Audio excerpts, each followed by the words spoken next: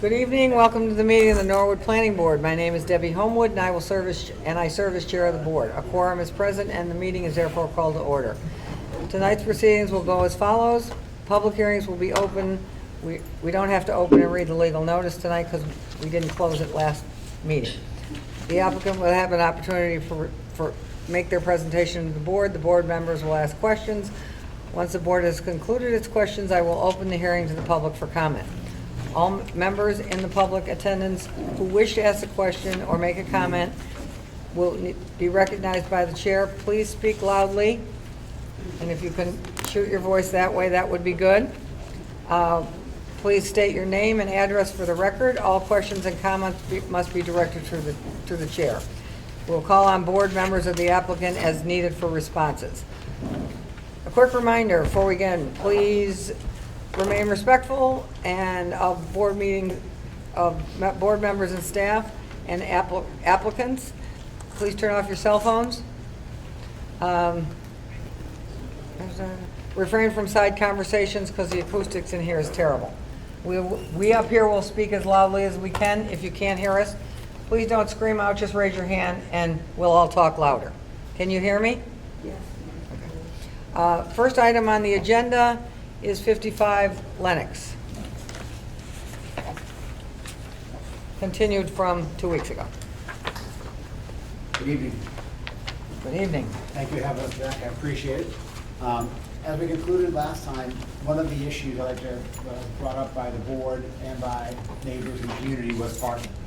And I went back and altered my parking plan to address that. Before, we were discussing possibly having unreserved parking and many people via Zoom and the board and the visitors. What they did was perfect. Turn a little to the side and speak loudly. They were worried about if spaces weren't reserved for tenants, then at that point, how would tenants know where to park and how would towing enforcement be? So we changed the policy of the building where the tenants now will have reserved parking. So I will have parking to give to the tenants on a first come, first served basis.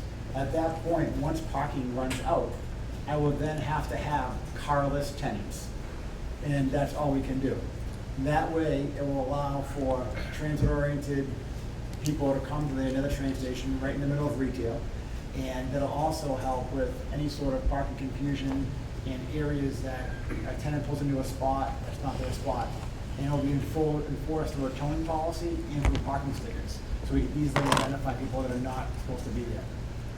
Also, too, we're just talking about incorporating some visitor parking, so there's at least a visitor spot for visitors, although it is my impression that most people will park in visitor parking like everyone else does. If you go to Norwood Center, you just park in the parking lot. But we will incorporate a visitor spot, so in case someone does not know, there will be a spot for them. I think this does satisfy and alleviate many of the issues that came up last meeting with the parking issue. And I do understand that if the parking is over, and there's a huge demand at the beginning, then I run the risk of not having marketable apartments, but it doesn't affect the community abroad, or the community around the area.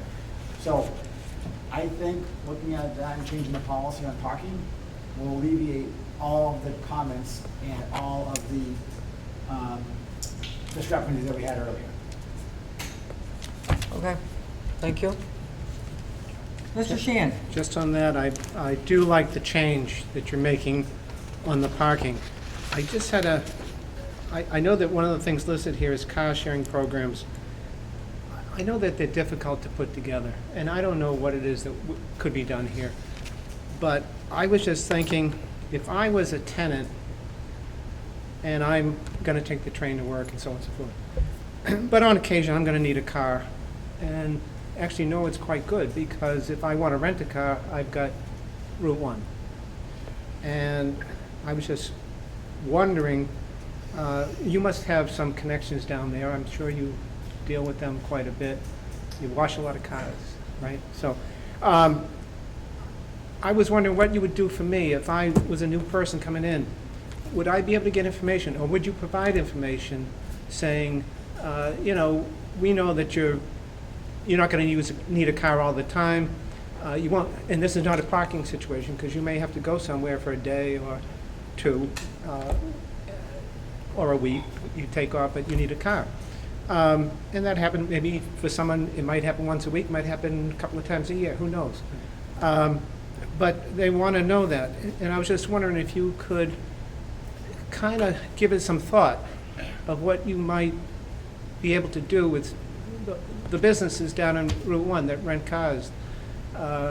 Maybe get a discount for your guys, I don't know. But give them the information that they need so that they, you know, you're getting them into the apartment. This might be an added plus for you to be able to say, yeah, this is what I do for you guys. I'm going to see if I can get you a discount, or I'm going to at least provide the information on who those dealerships are that rent cars.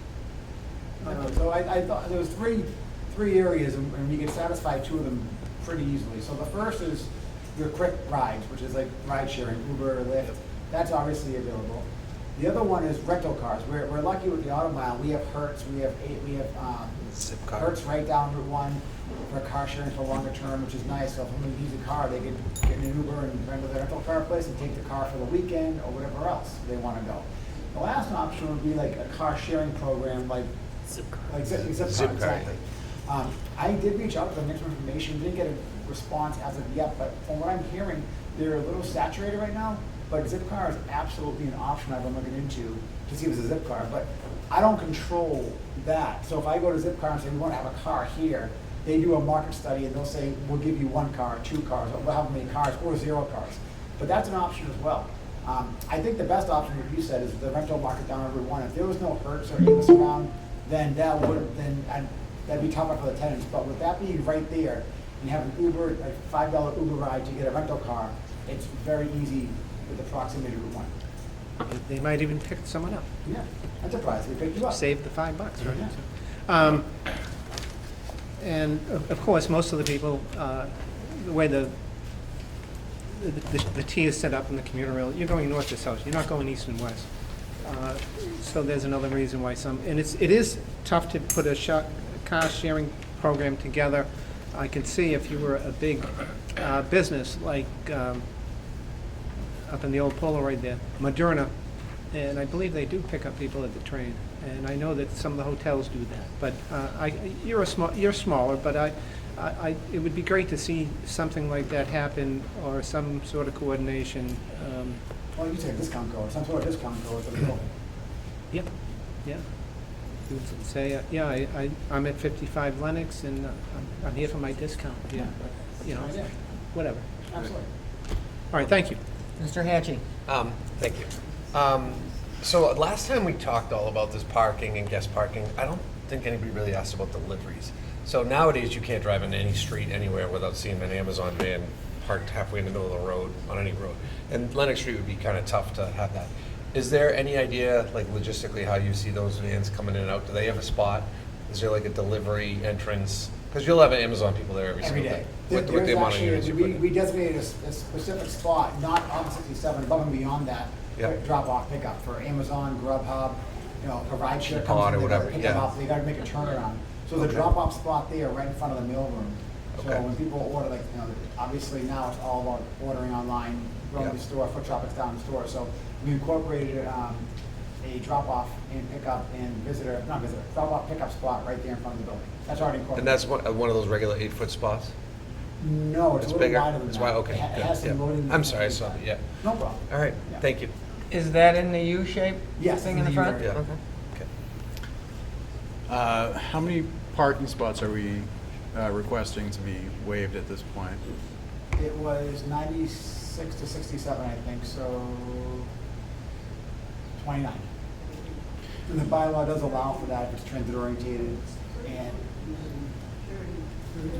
Hold on, guys. You'll have your say, I promise. So my question is, that's a lot for us. Usually, typically, we only do, I don't know, half a dozen, maybe a lot smaller amounts. What could you do as far as, let's say, more deeply affordable units in the building if we were to give you that waiver? Right now, I couldn't commit to that. Unfortunately, the margin on these projects are razor thin. There's been basically a spigot shut off of all multifamily development recently. The news articles about it. Because the margin is so thin due to high interest rates and cost of building. So when we look at these projects from the whole, we're trying to satisfy so many facets, trying to satisfy affordability, parking, setbacks, building costs, interest rates. And the more you pull and push from each lever, the more the project can become more unfeasible. So this project right now is razor thin with margins. And this is not a story, a song and dance. This is the facts of the fact. I couldn't even look at this project last year because of the building costs were so high. Finally, labor has come down a bit with demand going down. So I couldn't commit to that because it's a razor thin project. So my thought is, we're not paying for parking spots. We're saving money there. You're in a business of making money.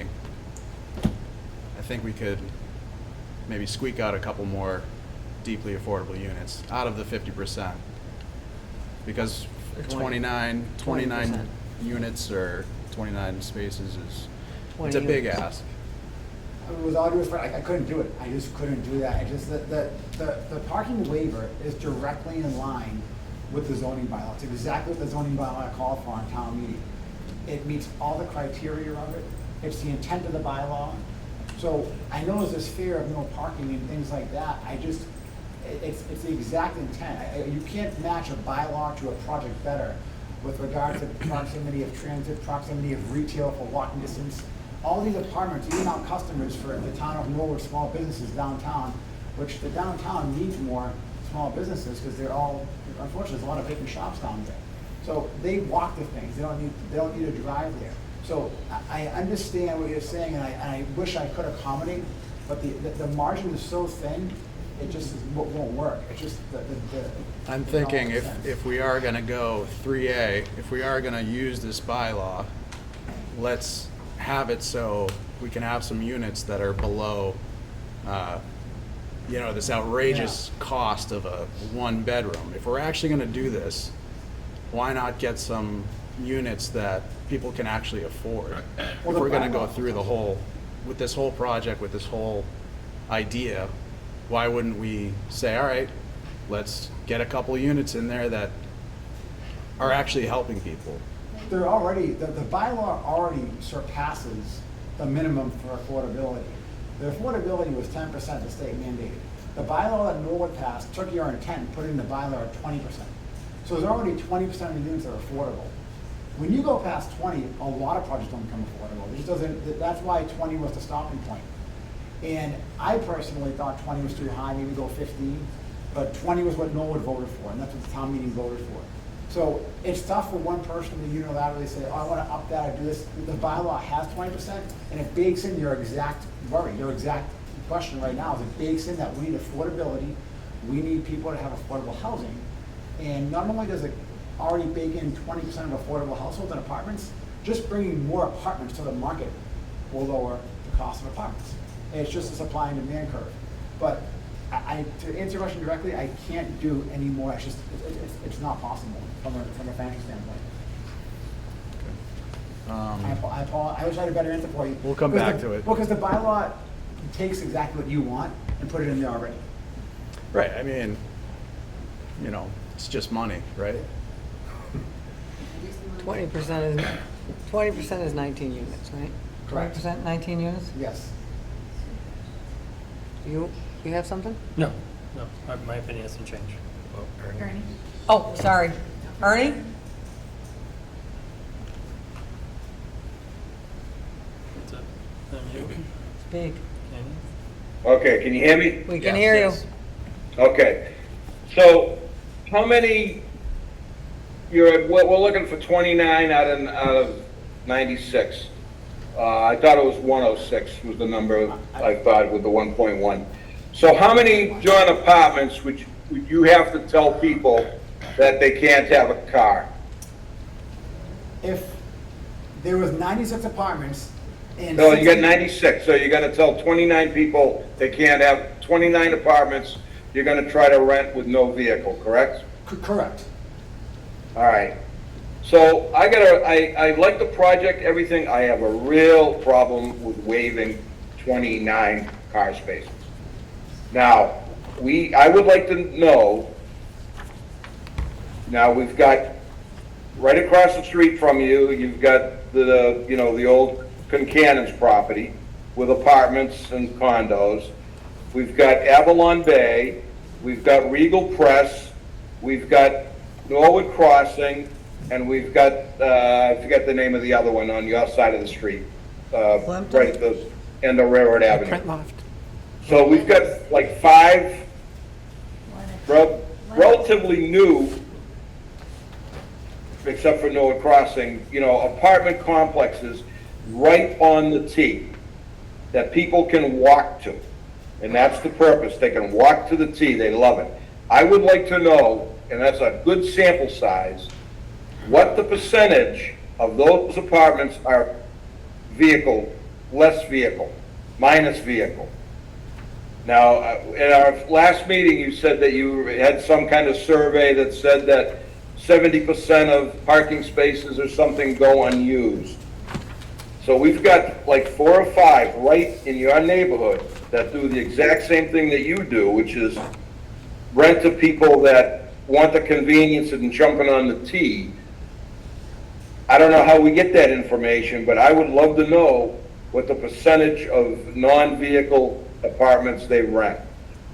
It's your dime, John, I understand that, but at 29, you're a third, almost a third of of apartments that you're gonna rent, you wanna waive parking. And I got a real nut problem with that. I really do. I understand, but I just can't see that 29, you're gonna get 29 people in there with no cars. Maybe you do. I understand but what happens to those apartments if you can't rent them? Do they just sit vacant, or what happens to them? I don't think they're gonna sit vacant, but I would like to know what those other apartments, there's a nice sample size there. So I got a real problem with the parking. I appreciate the worry, and I think what's gonna happen is that I'll attract the tenants that I can handle, meaning if I have parking for a tenant, I will advertise that spot with a car. If I don't have parking, I advertise without a car, and then that tenant that needs a car will go to another building and not mine. So to answer your question, will it go sit there vacant? No. Possibly have to lower the rent. It's possible to have to lower the rent to attract a tenant without a car, but I can almost guarantee you the apartments won't sit there vacant. And I think that in general, apartment buildings will have, the tenants they attract is based on what they have available. If they have, 3 cars per apartment, they may get, a husband and wife and a child, and there's 3 cars. But that husband and wife and child could not come to my building. So I think what's gonna happen is the market's gonna work itself out where I'll attract tenants that the building can handle, and other buildings will attract tenants that building can handle based on its amenities, parking, and bedroom. It'd be tough for me to, obviously I can't trespass, but to call up these owners and try to find their utilization. Like I could try if you want, no problem at all, but I think what's the bigger question would be or the bigger point is that the market will dictate which tenants go to which buildings based on the tenant's needs. And if the tenant needs a lot of parking, I won't be able to fulfill that. And then I run that risk of having a non-marketable apartment, which means I have to lower my rent to get it filled. And that's a risk I'm willing to take. Well, we can get that, one second, Joe, we can get that information based on how many units and how many spots we've given, right? If I can, Madam Chair. So when we drafted the MBTA communities zoning, one of the research assignments that my office had undertaken in helping this board figure out what parking requirements should look like was doing exactly the kind of research that Ernie mentions. So in addition to MAPC's perfect fit parking study, which Mr. Shelby's referenced, which studied utilization rates of parking lots at multifamily housing buildings in suburban areas just like Norwood. So very often when you have regional planning studies, you know, they're looking at Boston or Cambridge and it's not really applicable, right? So this was a study that looked at suburban communities like ours. And that's where this 70% utilization rate means, which means at any given point, 30% of the parking lots were vacant, were being unused. We also took that a step further and did call the local multifamily developments. Lennox, Concannon. In Norwood and also in Walpole Center, just to, because there's been some recent development there, to try to get a sense as to what their utilization was. Most of these developments were developed at a time where we locally required a lot more parking. And so they do have fairly consistent utilization rates where at any given point in time, even during their peak times, there's empty spaces. And that was the information I received. It's also worth noting that there's, you know, kind of big distinctions between these developments. Some of them have 3 bedrooms, so you're going to have larger families than you're going to see, you know, in a building that has studios and 1s or 1s and 2s. Or they've marketed, like Avalon has, townhome style development. It's a little bit of a different creature, just in the type of tenant you're attracting and selling the parking passes as an amenity. But in general, what I found in those interviews was consistent with the studies. Which is? But Which is Hold that, on. I told Joey can go next, and then I'll get you next, Ernie, I promise. The, consistent with the studies is it's 70-30, so you're saying 30% of them are unused?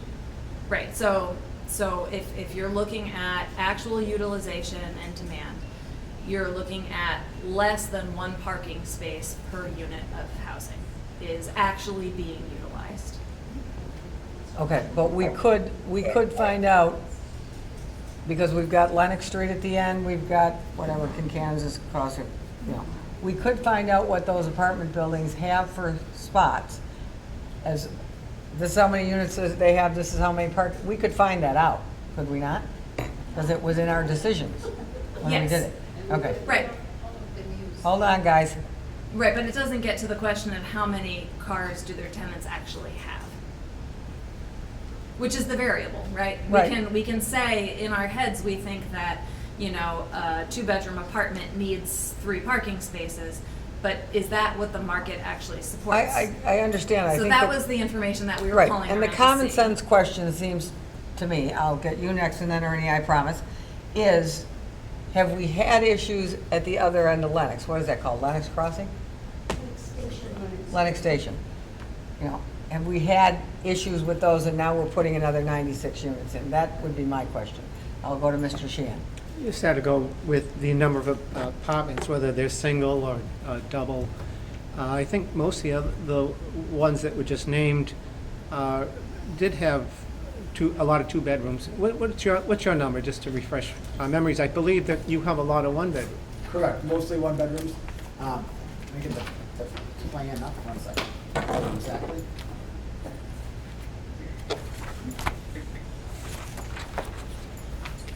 It was roughly 3/4 1 bedrooms, 1/4 2 bedrooms, but let me give you an exact number so the board has that. On last week's sheet, do you have it? I think it's 72%. I want the Roman Rome math challenge. Mike McKay raised his hand. What? The architect Oh, raised Mike his hand McKay, on the yeah. line. Oh, Hi, I'm sorry I'm not at the meeting tonight. Michael McKay, 35 Bryant Street, Dedham. There's 64 one-bedroom units and 32 two-bedrooms. thank you. Okay. Thank you, Mike. So Thank you. I think when it comes to how many cars you're going to need, that's a big factor. You have a lot more singles than any of the others, except maybe the Print Loft. I think they had a lot of studio. I'm not sure how many parking spaces they had. I know they had access across the street. And I'm They were not in sure the how many. end- They're in the parking lot, though. They're in the parking lot. You don't have to go find it. You know, Regal, are you talking They about have Regal? Wall Street. Regal. Regal. Yeah, across Yeah. the street they have parking. So I'm just going to the numbers of cars or spots. I don't think they had that many spots there. That's why they had to go across the street. But most of them, those were studios. I don't think there were any two-bedrooms there at all. So the number of cars there is not large. Do you know how many units there were there? 40? Is that many? I can't remember that far And back. I don't think there's anywhere near that amount of cars, because they are studios and small one-bedroom. And I do think that the makeup of your project is not exactly like that, but obviously I don't believe you'd have as many spots either that you would need compared to Avalon or some of the others. Okay, fine. Ernie? Yeah, just going back to, that 70-30 thing, that can be skewed. If you've got 100 apartments and you've got 200 parking spaces, yeah, you may have empty parking spaces. But if you've got 96 apartments and, you get 96 parking spaces, chances are not as many are going to be empty. John, I'm not sure, your project is great and I get it, but man, you're looking at you're going to chase 1/3 of your apartments. You've got to, really chase. And I just, It's a risk I'm I'm gonna take on. for you, brother. I'm looking up, I don't appreciate see it. I really do, honestly, I appreciate it. I'm willing to take the risk on, and I get it. It affects me and me only if they're not marketable. It doesn't affect anyone else. Well, anybody else on the board? No, I'm good. Okay. Just Debbie, one last thing. Yep.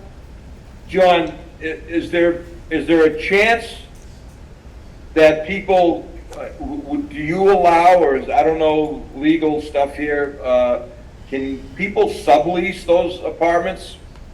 I mean, so if I rented one, I can turn around and sublease it? And then tell somebody you're on your own for the car, or? I think the Massachusetts law forces you to allow subleases in residential units, so long as the tenant, the subleasee, meets the same qualifications and creditworthiness as the original tenant, but I'm not sure. I mean, if whatever you put in your lease is what you could do, but I'm not sure if mass law forces you into subleasing. Where are you going Yeah, with it, Ernie? Where are you going I know with something? condos you can, but I wasn't sure about, I know you can sublease a condo, but I didn't know if you're a renter, you could sublease the lease. You can't not pay affordable ones. So on the affordable ones, Saracen, you can't, and makes sense, because the person that has the affordable has qualified for that. But on the other ones, I'm not sure, but whatever, if they are allowed to sublease, they still have to live by the same rules as the original lease. Oh, yeah, that I understand, but. Are you going with the affordable ones? I'll get you 1 second. You're asking if you can sublease affordable? Is that where you're going? No, Okay. you cannot on the affordable. All right. But They're going for perpetuity there. I think it's in your rental contract, but that really doesn't have anything to do with us. You don't want to let them sublease? That's the landlord's problem.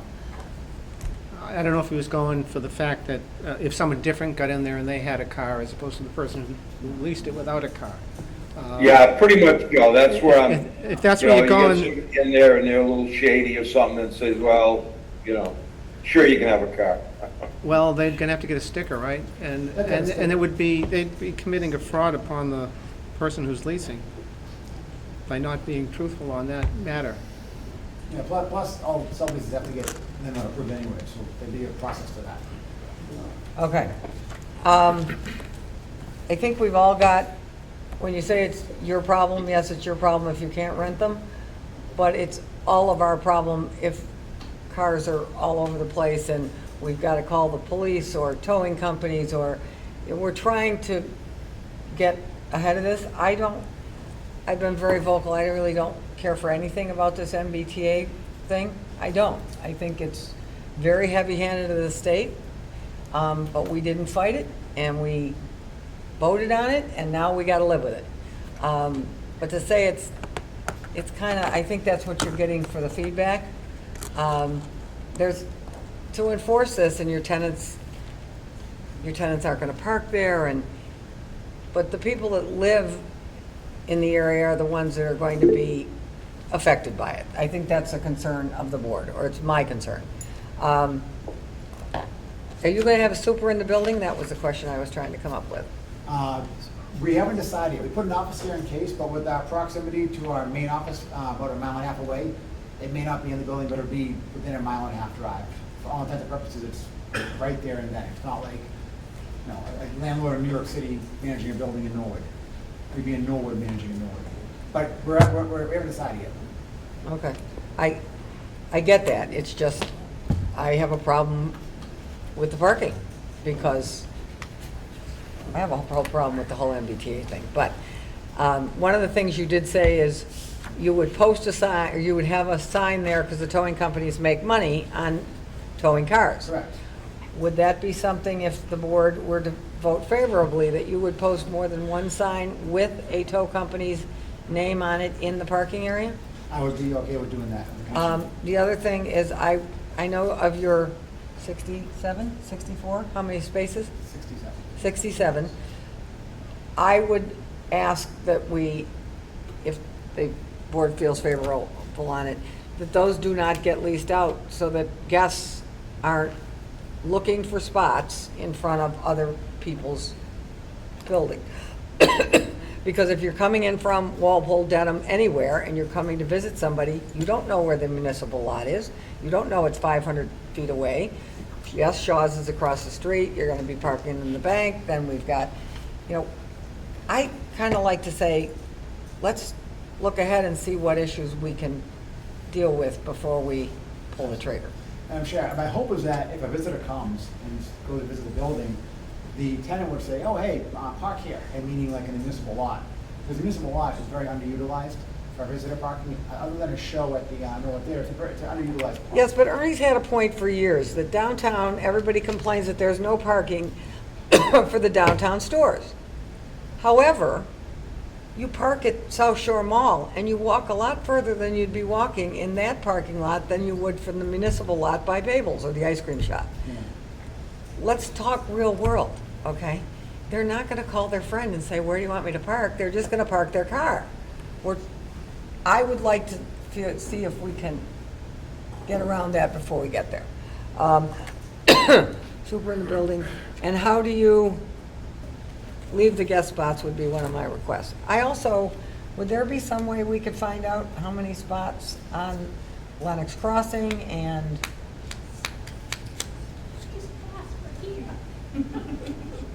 well, I'll get you, 1 minute. All right, I'm gonna open it up to the public, and then I'll ask more questions, okay? Yeah, do we have anybody online I'm supposed to? You can open it up if Okay, there's anybody. I'm gonna online. open it up to the audience. Wow! Okay, would you stand up and yell out your name and address, please? My name is Margaret Racy, and I live at 1 Lennox Street. In our Lennox, at Lennox Station, okay? Okay, All right, we have in our building 46 units and 5 townhouses. All of them have 2 deeded parking spaces. Now, how do we handle those parking spaces? If I'm gonna have a small group of people coming and there's no place to park, because we've only got 6 visitors lots there and 3 down below, and we have visiting nurses come, we have cleaning people, we have repair people. We often don't have places in our lot for visitors to park. So we have a book and we call our neighbors and say, can I use a space that you're not using? Are you gonna be home this weekend? Can I use one of your parking spaces? We have a sharing, and that's how we handle our. but you're condos, correct? We're condos. You're owner occupied. Yeah, but I Okay. mean, we're 51 units, and we don't have enough visitors parking. And what happens when you have overflow? Where do they go? You call your neighbor and say, can I use one of your spots? It's Okay, underground. It's underground. I know. That's how we handle it. And so maybe it's not 70% full, although I believe it is, more than that. But we know who might have an extra spot, because we have a booklet saying, I may have an extra spot, call me. And that's how you solve it. But if you're gonna have, with 97 units, you're gonna have a lot going on there. You're gonna have people visiting, you're gonna have deliveries, you're gonna have cleaning people, you're gonna have healthcare people coming in and out, and you don't have enough. I don't know how many visitor parking spaces you have. 10? Well, we have 9 really, because we have 3 down below. We don't have enough. We're gonna have a real problem when we go back tonight, because we have to have some repair work done on our building, and we have to figure out the parking. Because the repairmen will be using up all our spaces. Their trucks have gotta come off of the street, they cannot park on that street. So that's how it's handled. So I don't know how you're gonna handle 97 units, I don't know how you're gonna handle that. And it's a different animal. It's a Owner different occupies is animal, different but than a they rental. won't- They won't have the organization we have to handle that. Okay. And so, you know, and the other problem is, you're gonna have all these cars going in and out of those lots down there. I won't be able to get down Lennox Street. Well, we are a victim of our own success in town. Yeah, because at the end of Lennox Street, 3 cars can go through to Manhattan Street. And they're gonna have 3 driveways down. Lennox Village, when that was built, they could enter from Lennox Street, but they had to exit up William Street onto Railroad Avenue. That was part of the deal for them. So we're not gonna be able, that's a big problem for us. That's gonna affect our condo association very much. If we cannot get in and out of our units in our building. Do you come in and out on Lennox? Yes, Okay.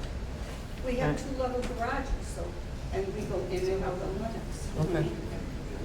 Mhm. This gentleman, yes? Yeah. Stand up and speak as loud as you can, please. Yeah. Name and Larry address. Cotton. I'm also at 1 Lennox Street. And I've just got a question. Mr. Bamber asked about increasing the number of affordable units. And I believe you said that the margin was too tight to be able to think about doing that. But it also sounds like you're willing to take the risk of having 29 units that you may not be able to rent or have to rent at a lower rate. So I'm wondering, where's the balance there? Where's the cutoff? I'm sure you know what your margin is. And it sounds to me kind of a stretch that you could actually sit on 29 units. Well, you're right.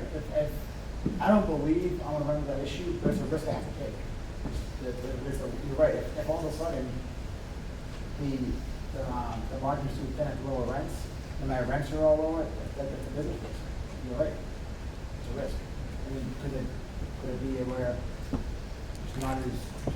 becomes cash flow negative, it's costly, it's still a business risk. Cheryl? Hi, Cheryl Doyle. I'm over on 12 Sumner Street. I have a question. What happens if a young couple moves in there? They don't have a vehicle, but then they have a baby. That's going to trigger a vehicle, because what do babies need? Babies need a lot of doctor's appointments in that first year of life. They need it. You're not going to be strolling to a non-existent Norwood hospital. You're not going to do it. And then also, Lennox Street is very, very congested. That whole area is congested, because you got to remember, you have an Avalon in Regal right on the other side. And the argument is like, oh, space is empty out, parking lots empty out. Yeah, they empty out when people go to work, but when people come home, they fill back up. You can drive anywhere in the town of Norwood, whether it be a regular neighborhood with houses, you go by, the street will be empty. Go back around 3, 4, 5 o'clock, and they have 5 or 6 cars in their own driveways and on the street. There's the condominiums on the corner of Endicott and Waffle Street. They do not have enough parking. So you know what they do? They take up all the parking on Endicott Street and block it, which makes it very difficult, dangerous to go down. And then the Conservation Commission had a pavilion put in with 3 reserved spots for that with a 2-hour parking limit. You know who's parking there? The condo people. You know where their visitors park? in front of the pavilion. So it defeated the purpose of doing a pocket park for the neighborhoods in there. Hold on, I actually was typing. And then like on stormwater, anybody from the board go to the overpass on the Houghton Street during this last storm? Because I guarantee that was flooded because Moore Street coming down to Route 1 was flooded. Pleasant Street down around the corner from me was flooded. So you could say that you design, but let's be real, it's practical that even though an engineer is designing for stormwaters, it's actually only at a 25-year flood. Because the pipes, as you're going along, as you're adding the years, the pipes have to get bigger. That area cannot handle that volume of water.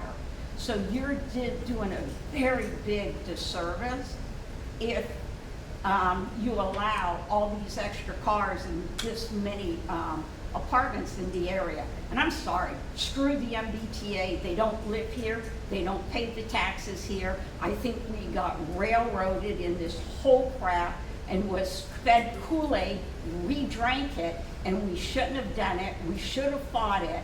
And just because somebody wants to put an apartment complex in an MBTA overlay district, whatever you want to call it, doesn't mean you guys have to vote for it. Not at that large. The other one on East Hoyle Street, that one's a non-issue. They've got parking. They have the parking, and it does benefit the town of Norwood. This one doesn't benefit at all. It's just going to cause headaches in the neighborhood. Plus, this was car repair area. Did anybody test that bloody soil? And please, don't tell me they're going to cap it. You're going to have to disturb it in order to build because you have to have the frost line for the foundation. So you're going to dig down. Was the soil tested? Bet you not, and I bet you it's contaminated.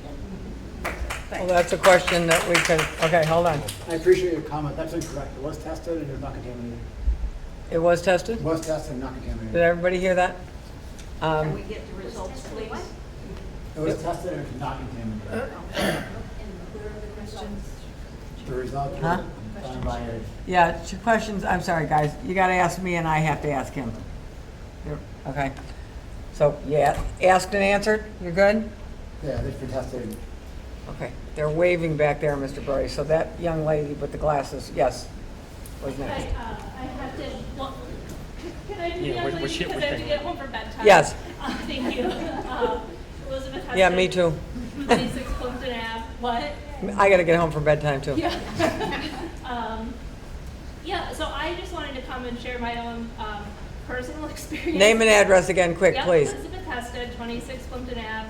So I have a family of 4. I need to get home to them. They're surviving without our one car right now. We have a neighbor who's about 40, lives next to us, so we're, again, down near the train. We're just at a point in our life where we don't need to have multiple cars. I assume we will someday, and we'll have to move, and that's just sort of the nature of life, is your circumstances change, and you get more cars, you sell your cars, you buy and sell your homes. It sucks, but that is what it is, and I know a lot of people who don't have cars.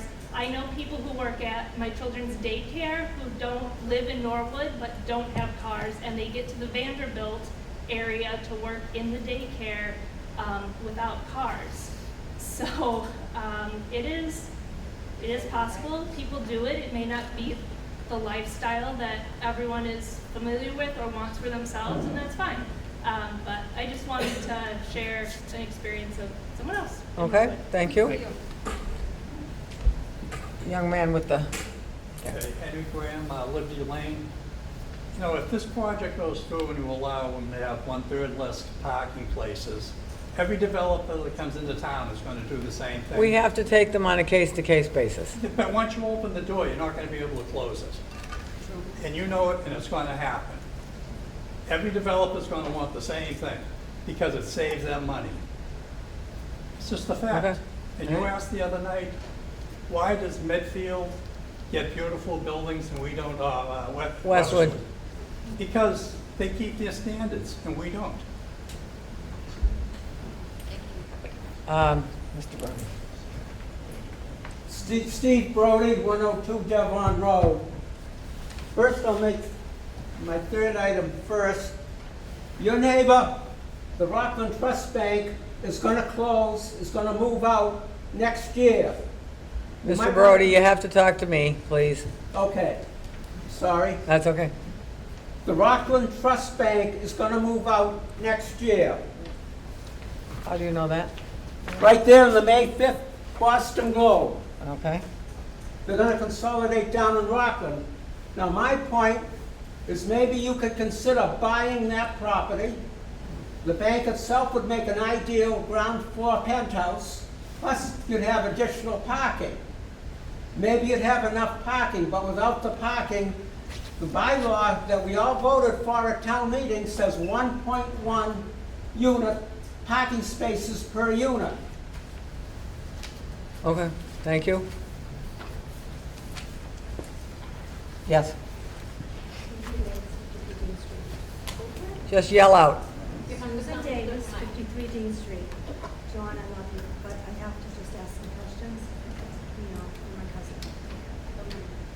We can't hear you. You gotta come up here and, My outside voice, I don't know if I have one. I've been an esthetician too long. All right, so, I don't know if you know. you gotta come through me, honey. Come up. That doesn't go to you. That only goes, hold on. I Derek, don't know what? if even John knows how bad we flooded on Dean Street. Can you speak up? 100,000 in damage, and we flooded. I'm still trying to fix my home. I worry because. Tie it into his project, please. Sorry? Tie it into his project. Tying it into a lot of projects. Where are Okay. these apartment buildings going to contain the water? Well, that's where he's getting his, that's one of the things that they're asking, they're getting their extra floor for, where's your engineer? Yeah. For water, The water, stormwater, the stormwater. could you, Sorry, what's the question? They're worried about the stormwater and drainage, whether or not it can handle all the water on site. That's the charge as an engineer. I'm charged as the engineer of record to design a stormwater management system that ensures that in any case, for any storm, up to a 100-year storm, the runoff discharge from our site doesn't discharge faster at a greater volume than it does now. Okay, That's because what we meant. my insurance did not cover anything because it came from outside. I can't So- speak to the insurance of all that, Yeah, but I there's know. a strict set of design standards, Right. and we have met them. I know And some I of have these places leveraged have my high stamp water on that. tables that can't contain the water. Some of these projects, like the one that's on Washington Street, right by Mr. Frank's. yeah. I know that the condos that were built on the other side of the street, they wanted parking underground, and it couldn't because it's a high water table there. So I don't know how that builder is gonna contain the water on the other side of the street. Well, we can only deal with the one we've got in front of us. Yeah, every- Like I said, I'm Every site worried. is different, the topography is different, the soil conditions are different, we did test borings, we got an ample view of what's there, and the existing condition, and design relative to that. And again, that's the whole purpose of my involvement in the project in that regard. Okay, if I flood again, who's responsible for that? I mean, I just, But that's, See you're so many comparing all people. apples and oranges. He's up on Lennox, you're down on Dean. up on Lennox, down on G. Does Sorry. that ring a bell to you? Yeah. Up and down? I mean, all these projects are above me. All of them are. We flooded. I mean, we're gonna flood again. It's nothing but hot top and cement. Absolutely nothing. All the way down. We had a waterfall that came from the traps. Comes down Chapel Street, okay, on that side, and it comes down on the other side. Extra space storage, they build that bigger. They got DPW on the other side of that. There's no grass, there's hardly anything up there. All comes down. The hospital flooded because, not just the rain, it was not just the rain. It's the construction and it's the building that's going on in this town. We Well, cannot- I think, in all fairness, in every town we're building. That was one of the reasons that they get an extra floor for, we don't know if it's gonna work. You can tell us it's gonna work, but we're trying to contain stormwater. We're doing an elevated system that is gonna handle more stormwater than what I have to do to help that issue. And you know, John, $100,000, you know? That's tough. Okay. When your grandmother sold the property to Stonebridge, they let it come Okay, we down, gotta take, so, we gotta take the next, this poor young man, there you go. Andrew Jones, 8 No kissing the District. applicant. I think when the board's asking to compare these other lots that have enough parking, you're gonna end up comparing apples and oranges. If your spot has a lease, if your lease includes a parking spot, you're more likely to own a car. If you don't have a lease, if you don't have a parking spot in your lease, you're not necessarily gonna have a car. So if you're comparing the Avalon and these other developments that have the parking spaces, you may find there's more people with cars, but that doesn't mean that there's not more people that are willing to not have a car if it means a discount on their rent. I think that's what we're wrestling with. Yeah, so one question I would like to ask is, what is the difference in rent versus, or what's the fee for a parking spot in your lease versus if you don't end up with a parking spot in your lease? Are you gonna charge more rent if they get a parking spot? Is that your question? Yeah. Yes, we are charging rent for the parking spot, and the amount will let the market dictate, but we're thinking around the $150 to $200 a month for a parking spot. But the market will dictate. If no one buys a spot, we'll lower the rent. If everyone buys it, you raise it, just whatever the market dictates. I mean, I think the board, I'm speaking for myself, we're all wrestling with, it's his problem if he doesn't get it rented, what the market will bear. It's our problem if you're spilling out and affecting everybody else's life. And there's really no way to monitor it. There's not. You can say there is, but there's not. But I want to attract a tenant that needs a spot. If I'm out of spots and a tenant comes to me and says, needs a spot, I say, I don't have an apartment for you. Okay, It's also our problem if 30 years down the line, when climate change is impacting us and there's all this more flood water, because we've mandated all these parking spots, we're not helping people incentivize to not drive. The whole point of the MBTA Communities Act was to incentivize people to live car-free, and that's what we need more of in Norwood. We need more people to live car-free, and this is a great spot that you can live car-free. And a lot of people can't live with a car. They can't afford it, they're disabled, they're too old to drive, they can't live without a car. If they're able to find a unit that's cheaper for them because they don't have to have that space in their lease, they're more likely to be able to get around, and this area is ridiculously walkable. It's a 5-minute drive to it's a 5-minute walk to the Shaws. It's a 5-minute walk to all these businesses that are now going to benefit. You're not going to go to Target in Westwood. You're going to go to the TJ Maxx right across the street in Norwood. You're going to go to all the small businesses in Norwood Center because you don't need to drive somewhere. Ideally, this is what we're wrestling with. Norwood, and that's what I want to see more of is think 30 years down the line where we don't have as many people driving because we are reckoning with the fact of climate change, that we need to live more sustainably, live smaller lives, and that's why I really hope that this project goes through. We're building the stormwater management that we need, we're mitigating the heat island effects we need, and we're making it easier for people to live in Norwood without a car. If you build it, they will come. If you build more parking spaces, more people are going to come in with cars. If you build houses without parking spaces, you're going to bring in people like myself. I work at Moderna. I walk to work. I walked here. I drive my bike to my daughter's daycare. You'll see me. You don't need a car to live in Norwood. You can get by really nicely without owning a car, and we want more of that. It makes the town more vibrant. It makes the town nicer to live in, and this project is going to make that area a lot nicer to walk around. I walked from the MBTA spot yesterday to my house, and it was really, really hot. There's pavement all over that area. There's not much area for tree cover. This is a great option to help mitigate that heat island effect and make it easier to bring your groceries home if you don't have a car because you can't drive. I have a question for you. Yeah. How is this project going to mitigate the heat island effect? There's no trees out there. Yeah. Well, the engineer can speak to that, I suppose. Well, you got 4 in the front. No, the whole front of the building's trees. On the side. Sides, backs. Yeah, but we're not walking there. Okay. And, All right. No, in the front's all landscape. Okay, And the roof is, the reflective roof is the heat island mitigation? Correct. okay. This lady's had her hand up for a while. Is it all right if I stay seated because I have a lot of questions? Sure, just yell out, please. First of all. And give us your name and address. My name is Mary Coughlin, and I live at 1 Lennox Street, one of the condos. One quick comment to that guy there. I want to know what he does when he goes on a date. Does he get a bicycle built for two? At some point, he's gonna need a pedal. It's a rhetorical question, Yeah, right? yeah, Okay. All right. Go to Boston, you take the train. Okay. Here's my first question.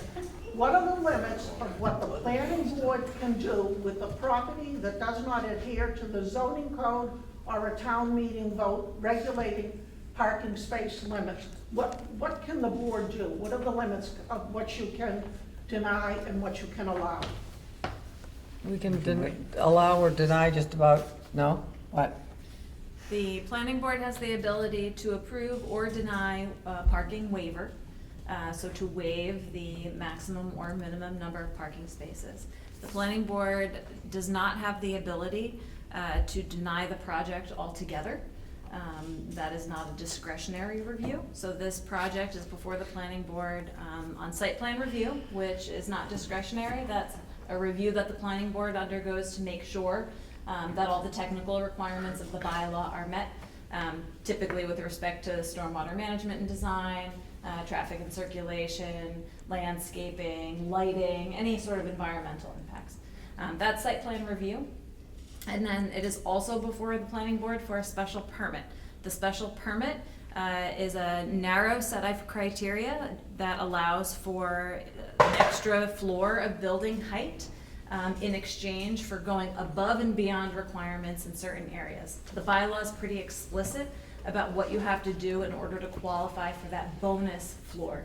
This one is exceeding the stormwater management design requirements in order to qualify for that 5th story. So the planning board does not have the ability to deny the project wholesale. What it can deny is the parking waiver, or it could find that the stormwater design does not meet the requirements in order to grant the special permit for the building height bonus. Does that make sense? It does. I thought her question was more specific to how many spots we can waive. Is that, am I right? It is not. That's why. The I was shaking bylaw my leaves head it no. open-ended on the parking. It did allow for the waiver of the parking, just because every site is different. It did give the planning board the ability to flex, as it were, depending on the particulars of the site, but there's no like hard minimum or hard maximum on what it can consider for a waiver, no. So you couldn't deny a project if there were more units than there were 1.1 parking spaces available? You couldn't deny the whole project for that? If the project met all of the requirements to the letter of the bylaw, the board could not deny the All project. right, and the parking seems to be the bylaw. The parking requirement in the bylaw is 1.1 parking spaces per unit, All right. with possibility for waivers to be considered. Good. Okay. My next question, what's the protocol for notifying abutters when a hearing is tabled? We had some confusion in our building over when this meeting was going to be held because of the acoustics. And we only found out when someone emailed the planning department and said, I'll be there on the 16th, and they said, no, the hearing's the 14th, because of the lack of microphones. So do you send notices out to the abutters when? Not when the hearing's open, right? Not when we've continued. We just make an announcement that this hearing's continued. We didn't close the public hearing, which is why you're getting to ask questions. So the hearing's continued, and we said till, what's the date today? 14th, that's The meeting will be continued to the 14th. Is it on the website? And then we also, so the obligation, under state law is not to send out notices again, that they make the verbal announcement at the meeting. Our office does take the extra step of making sure the agenda is posted online and, all of that. Okay, all right, good. Okay. One of our concerns is the elderly housing up the end of the street. There's 86 units. And God bless those people, they walk through some of them more than I do. In Norwood Housing, is that what you're talking about? Okay. Yes.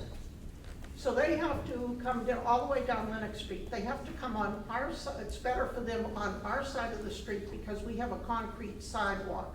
The other side is asphalt with patched potholes and everything else.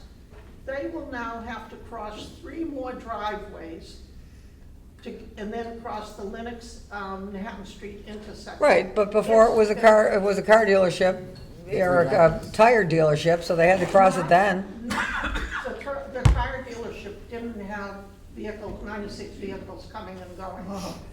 Yeah. Okay? All right, here's another rhetorical question. How will this 5-story building improve the neighborhood?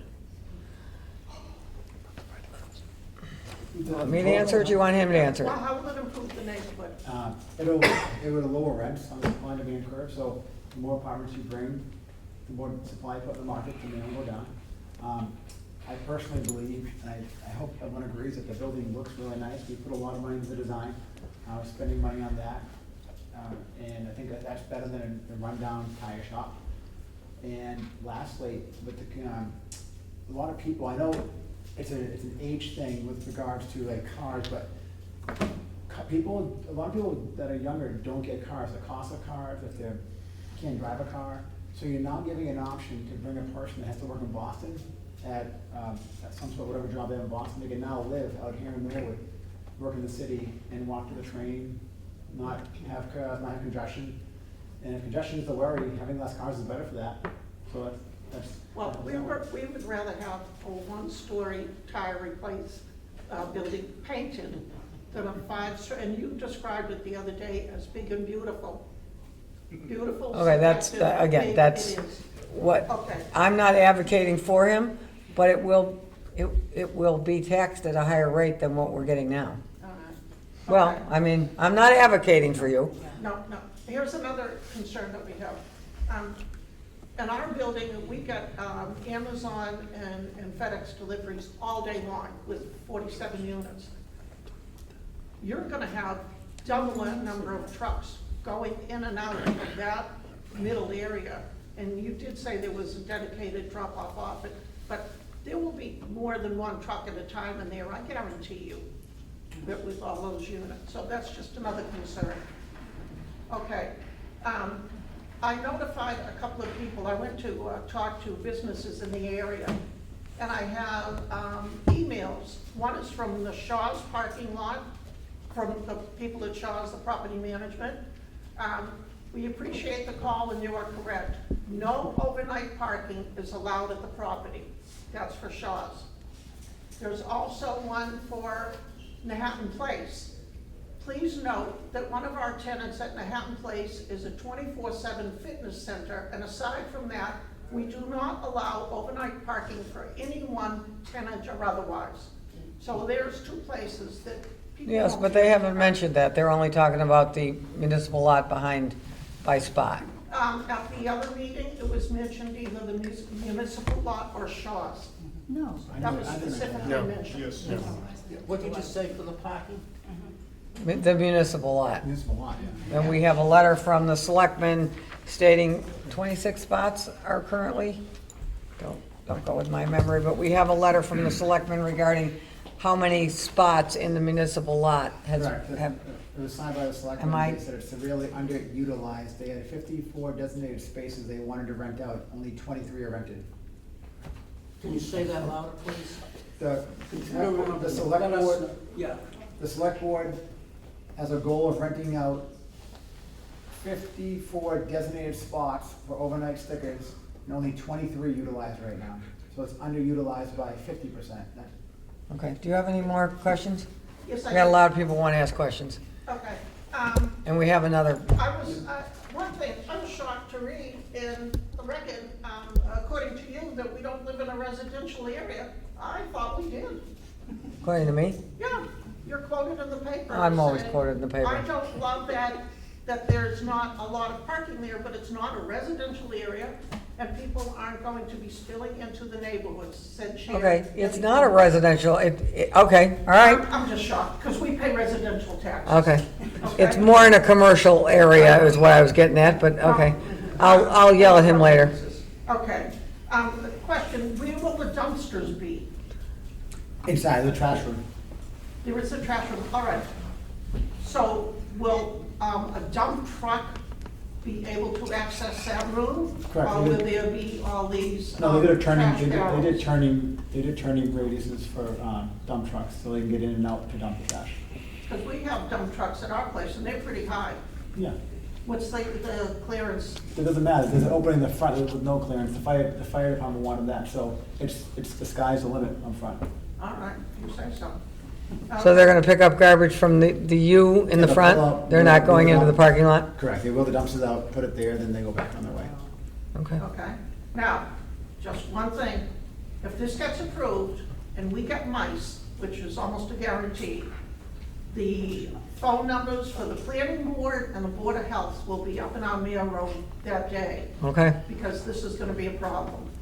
And I have one last, I think we put a rodent thing on a They building did, I recently, agree. didn't we? Yeah, Can I we- would what- suggest, if the board, were to get to that place, you could certainly condition any approval. Yeah, the mice gotta go someplace. No, with a rodent mitigation plan that has to be discussed in the pre-construction meeting.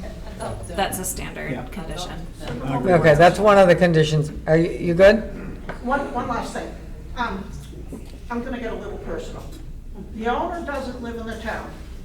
His only concern will be getting his 96 rent checks every month, and we will have to live with what's down there. And we didn't ask for that. Okay. Any other questions in the audience? Can I do follow-up? Yeah, but I gotta get through everybody else first. This young lady here. No, did you have something? Ellen Cushing, I live at 60 Lennox Street, Unit 14, across the street. The first thing I'd like to say is, I was a little surprised about everybody talking about all the traffic on Lennox Street. I don't see it, and I'm out on it all the time. I honestly don't. As a matter of fact, I'm really careful about how I cross when I get up to Manhattan. I wait for the white light and everything else, but to be honest, I can usually cross easily across Lennox Street because there are no cars coming either way. And I certainly wouldn't if it was a problem, but, Hold on, guys, hold on. I will call on you, but we can't hear her if you're talking over her. I guess the other thing I'd like to mention is that I don't have the exact number of dates, but I think it's been, and let me just say to you, when did you begin buying, your interest in buying this property? When was that? It began in 2022. So they had already sold by then? I mean, excuse me, they had already moved out by then? Correct. Because I was thinking it was only 2 or 3 years, but now it's 3 years. And have any of you driven by, do you know what it looks like facing the shop? Yes, we all live in town. We're elected officials, so we have to live here. When that's all you do and walk out, that's when I walk out, that's when I drive out. It's in such horrible condition that the idea of a good-looking apartment Okay. building going up, is pretty enticing. It's been quite a while, they haven't had, well, I don't know, maybe you know. I guess I would only know if I had received information that there was going to be a hearing, and that's when they went a variance. So maybe they've had other offers, I don't know, but it seems like, Well, we would have no way of notifying the public if That's right. it is private property. They don't have to tell us what they're even doing. if they had other offers, it hasn't been sold since '22, and I don't think the chances are great if this particular project is not approved, and I'm guessing that it certainly is not going to become an apartment building, because people go through the effort and the money and the expense and everything. So then I'm wondering, sometimes, they say the devil you have is better than the devil you don't know, because I'm worried about, just how it looks. I mean, when we moved in, we saw it like that, but we heard the guy is older, he's gonna sell, and I just had no idea it would be this long. And it really is so unattractive to have to, Okay. you move to a nice place, we try and keep, I'm in Lennox Village, we try and keep it really nicely. All the others are nice, and it's just like a piece of junk. And I'm really worried if this isn't accepted. I came in very worried about the parking, but I'm convinced that, will be a Okay. solution to the problem. Thank you. That gentleman back there has had his hand up. My name is Vito Savlevich. I live at 1 Lennox, Street. First of all, I want to say, the board says it's a good-looking building. It's a good-looking building on paper. You build that monstrosity on that postage stamp piece of property, it's going to be an eyesore that devaluates everybody else's property. It's going to lower our property values. Now, the commuter rail is a great thing if the times work for you. If the times don't work for you, it's useless. So how many people there that move in there, are the times gonna work for them? If not, they need a car, because they're gonna have to drive to either a different T station or drive into work. Now, my main concern is all the extra people walking to the T station. Are they gonna walk up to the corner into the T station? No, they're gonna cut across our property, 1 Lennox Street. Who's gonna pay the liability insurance? Are you gonna, is the town gonna? Because you know someone's gonna get hurt, and that's just gonna drive the. There's a sidewalk on your side of the street, isn't there? Isn't there a sidewalk? Yes, but Okay, okay. He has no control over that. Well, we're telling you, who's gonna pay? We already had one instance where someone fell, just lucky enough that an owner seen him, went out there and helped him up, and he didn't get seriously hurt. He hobbled off, and that was the last I heard. But we have a couple claims, and our land bill insurance is gonna go skyrocket. Who's gonna pay for that? They shouldn't be cutting through. We have no trespassing signs, but they're meaningless. Yeah, well, That's a problem. that's my argument with, I think that's what we're all concerned with. We're saying that they won't park on the street, they're gonna go to the lot, they're not, we don't know what we don't know, and there's no way we can know what we're trying to make a decision that is both legal and feasible, but we don't know what we don't know. It's obvious. Did you wanna, no? Anybody else's? There's one person online. I have one person online. I'll give you a follow-up, but I gotta hear, nobody else has anything? One person online is who, Sarah? Norwood Central Condos has their hand raised. Norwood Central Condos? Up? Yep, hi. Okay, name and address, please? Yep, my name is Rick Cody, and I'm from 878 Washington Street in Norwood, Massachusetts, so down the street.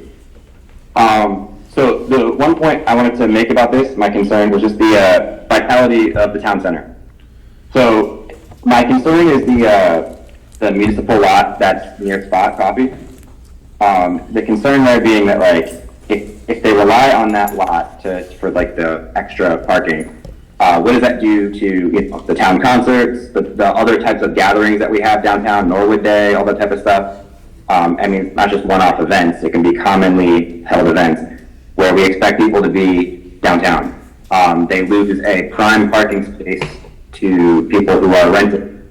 And while they may be contributors to the town center, ultimately, they're not going to be, those 26 spots or whatever will be active contributors on those days of those activities, versus 26 spots by the people will not be used at those moments. I don't know. My concern is, again, the vitality of the town center being impacted by this use of parking. Okay, and I think at the last meeting, we did say that's up to the Board of Selectmen, and if that's a concern that anybody has, that you don't think we should be renting out those spaces, the Board of Selectmen would be the ones that you would contact about that.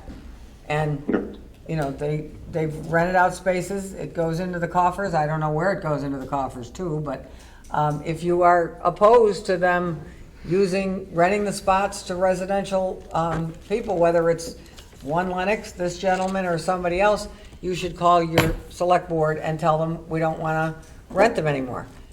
I've got to take, is there anybody else that hasn't spoke? I'm sorry, are you done, sir? Up? Yep, Okay. I'm done. Okay. Yep. I gotta wrap it up. One quick follow-up, make it quick? Just real quick. Okay. On the stormwater, it makes it look good when you say 100-year storm. Everybody in this town has to go by the 100-year storm that develops. Every single one of them. Herb Chambers, I'm gonna give you guys a really good example. Herb Chambers had to go by the 100-year storm. On his double lot, he has the underwater storage chambers. Every single time we get more than a sprinkle, his water leaves his lot, goes to Reading Community Trust lot. Every single time. We have 5 years worth of video. There is a big lawsuit going on, and there are 3 members on this board. Their signature is on the paperwork saying, yes, we approve of the storm water. So that 100-year, that doesn't mean anything because the pipes are still designed at a 25-year. And we've got to go with what the engineers tell us. I mean, Yeah, the I was on that. tell you what they want you to hear. Like I said, there's a lawsuit and it goes to trial in October. So it's going to be interesting how that one plays out. Okay. Just Real quick, please. I keep saying real quick, I'm getting, Sarah's got, Municipal lot. If the town rents out the spot, what happens in the wintertime when there's no overnight parking in that parking? there's overnight parking if they've got a, There's no overnight in the wintertime. There's a parking ban. not in the municipal lot. No, not when you're renting it out. They've rented the spot. What they're renting it. What are the hours of that rental? In the municipal lot, I believe it's 20, is it 24? It's 24 hours a day. You've rented a spot, you got a spot. Real quick. I just want to quick note, like, there's 96 more families going into walking distance of Norwood Center. The downtown industry will get more business from this, because there's 96 families that can now walk to all of those establishments. We can only hope so, but we don't know any of that. I mean, we're assuming there's not gonna be cars. Some people say there are gonna be cars. Mr. Brody, you can't do a follow-up. You're too far away. Okay. No, I just, All right, quick. okay, parking may not be authorized in the municipal lot because of the winter parking rules, that the lot probably has to be cleared for parking maybe. No, they get a spot, they get a spot. I'm sure that I think that whoever might be looked into. DPW moves the cars or tells them they gotta move the cars, I know nothing about that, but they're still for rent. He's still got, you should make a motion. No more questions? Nobody online? I'm good? Anybody on the board? Nobody else online has their hand raised. Hmm? Nobody else online has their hand raised. Okay. Uh, Rob? Make a motion to continue. I don't think we're at the point tonight where we can confidently come up with, Ernie? for myself. Oh, we don't see you, Ernie. Was that? Hello? I will second Rob's motion to continue. Okay. We need to close the public hearing, or no? We're gonna leave it open. So- No. No, we have to The leave. continuing, it's still We're open. continuing, have to leave it open. What is the date? Before we get that far, could I ask if there's follow-up information that you're requesting from the applicant in advance of the next hearing? Ernie, do you have any information you'd like to gather before the next meeting for the applicant? Well, I just go back to, I'd like to know, and I don't know if we can find it. I mean, if you want to close the public hearing, we can close it. I just am not prepared to vote tonight. Okay. Mr. Beer, something I can follow up on? I'd like to know, and I don't know if we can find out what the actual vehicle in those adjoining apartments that we've talked about all night, what the non-vehicle percentage of residents are. Well, both those units are condos, which kind of confuses the issue. No, you have Avalon Bay, you have Norwood Crossing, you've got Regal Press. Oh, you want all of them, You're not all just the going ones after on the Lent. same Okay. client. All right. The guy who wants to jump on the train and go to work. And you want me to, so just to be clear, you want me to find out how many spots they have? Is I'm just trying to. I don't know if it's, I don't know, John, if the other guy can do that, but just know how many, like, if they have 100 apartments, how many of those are rented to people without cars? I don't know if they, I don't We know that if, generally, townwide, like census data shows us that 11% of all renter-occupied households in Norwood don't have a car. So that's not specific to any particular, property. 11%, not 30. that's a question of the board. Right, If- 11%, not 30, that's, If it's, these buildings are gonna have the percentage that they have, so if a building has 100 spots for 100 units, they may have 100 cars, or maybe less than that. If the market's gonna kind of tailor to what the building has. I agree with you, I think, and I agree with Ernie. I remember Regal Press, we agonized over Regal Press, Ernie, but they were Yes, in and the just, end. if you want to close the public hearing, that's fine. But my problem again is, the bylaw, we're at 1.1, that's what we decided on. As Rob had mentioned earlier in the meeting, we can waive down and, a half a dozen spots, 10 spots or whatever. It's a big difference than a 30-year rental units. And that's where, that's really what, I like the look of the project, I think it's gonna improve the area, I think it's gonna add to the town. Anytime you put up an apartment building, people say, well, what did it add? Well, what did the last one add? It added people, and I get all of that, and I'm not anti-apartment by any means. But to look at, for us to waive this down by almost a third is a tough nut for me. So are we asking the applicant to go out and get these numbers? Are we going to? No, I'll withdraw my second. I'm okay with closing the public hearing if everyone else is. Just, I'm not ready to vote tonight. Okay. So Can I make a comment? who is talking? Is that My name is Steve Tolley. I said I'd like to make a comment. I live at 55 Lennox Street. 1 Lennox Street, rather. Okay, I asked if anybody else had any questions, but I tried, but, it didn't work out over the cell phone. Okay. I'll make it really short. Okay. I guess my dilemma is the town meeting. wait, hold on. Approved 1.1. Hold on. Did you give us your name and address? Yes. He did? I'm I sorry. did. I'm sorry. Stephen Tolias at 1 Lennox Street. Okay, thank you. Unit 215. Okay, thank you. Okay. I guess my problem is the town meeting approved, 1.1 spaces. And it is a legislative body, which I would think would have the final say over the planning board. So I'm surprised we even got this far, to be honest with you. Unfortunately, that's I why would they think have it us, would go, right? excuse me? That, we have, the planning board has a jurisdiction to waive, to ask for a waiver, right? A waiver? Am I using the right expression? We have that So in other because, words, go ahead. so in other words, overrule the town meeting? Well, we're not really overruling the Town meeting. Well, What's the well, you waiver in are, there? because Town they meeting has thought the up waiver in there. 1.1 spaces, and you're looking at 20-something Everybody's talking, additional.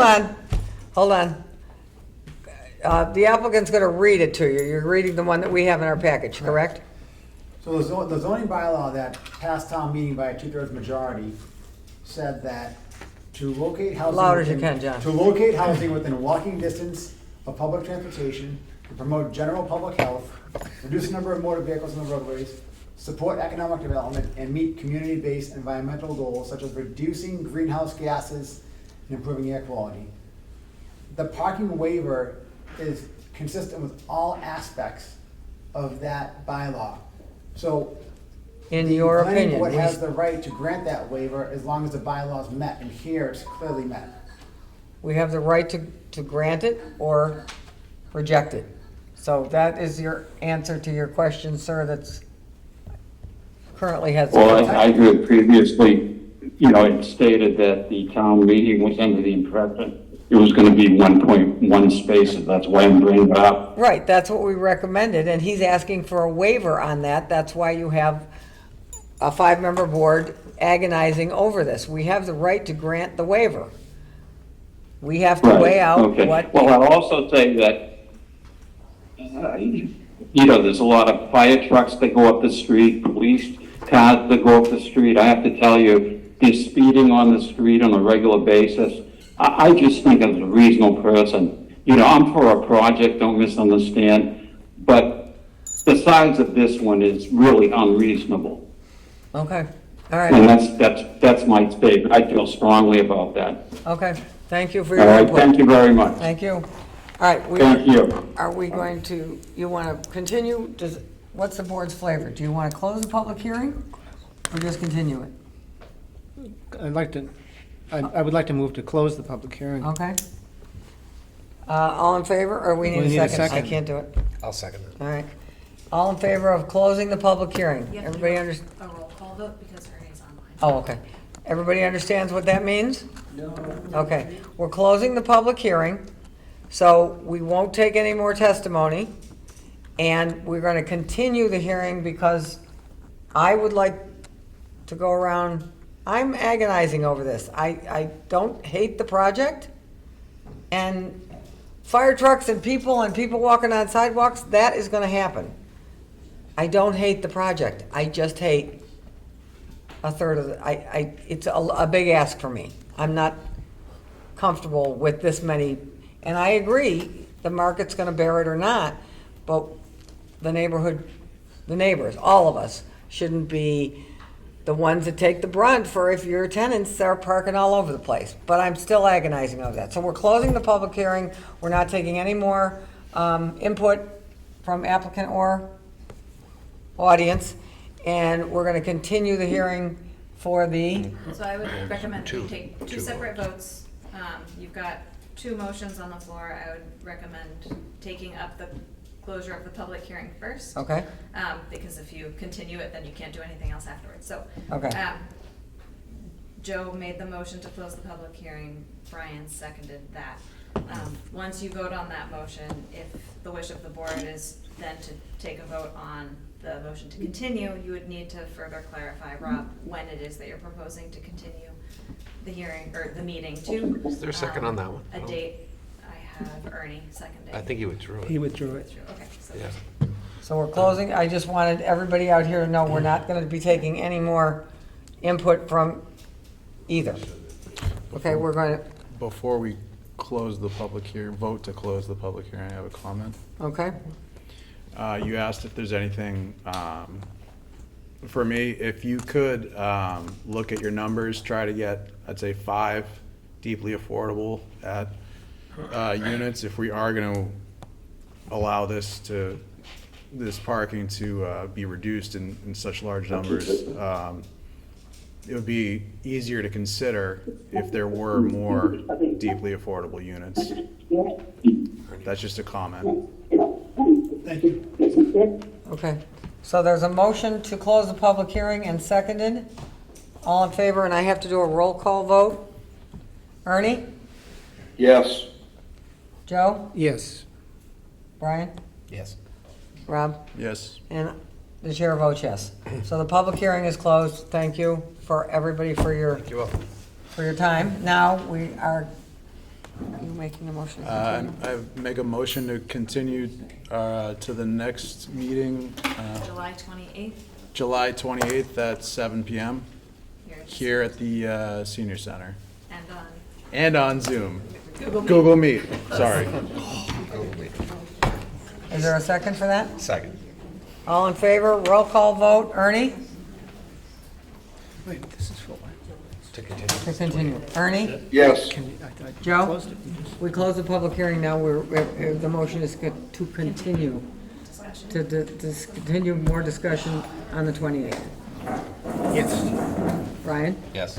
Rob? Yes. And the chair says yes. So we're continuing till the 28th. Thank you. Thank you, Mr. Chair. Thank you, sir. Appreciate your time. I recommend if you could make copies of that one for Sarah, I don't do one for Sarah. Okay, you want me to make copies and get it back to you? No, I have the original. Make a copy for Sid, maybe give one to the whole board. Because maybe next week this can be a condition and see if he can buy that property. Well, I don't know that we can make a condition that he's gotta buy property. That's a little far out of the, yeah. Okay, thank you. Please be quiet when you exit. You still have another applicant? Okay, next up on the agenda is 25 East Hoyle. Nobody's here for 25 East Hoyle except for Mr. Hearn? And there are people out there, that people here don't, they don't do that. No pushback on East Hoyle. That's all on Leonard. Interesting.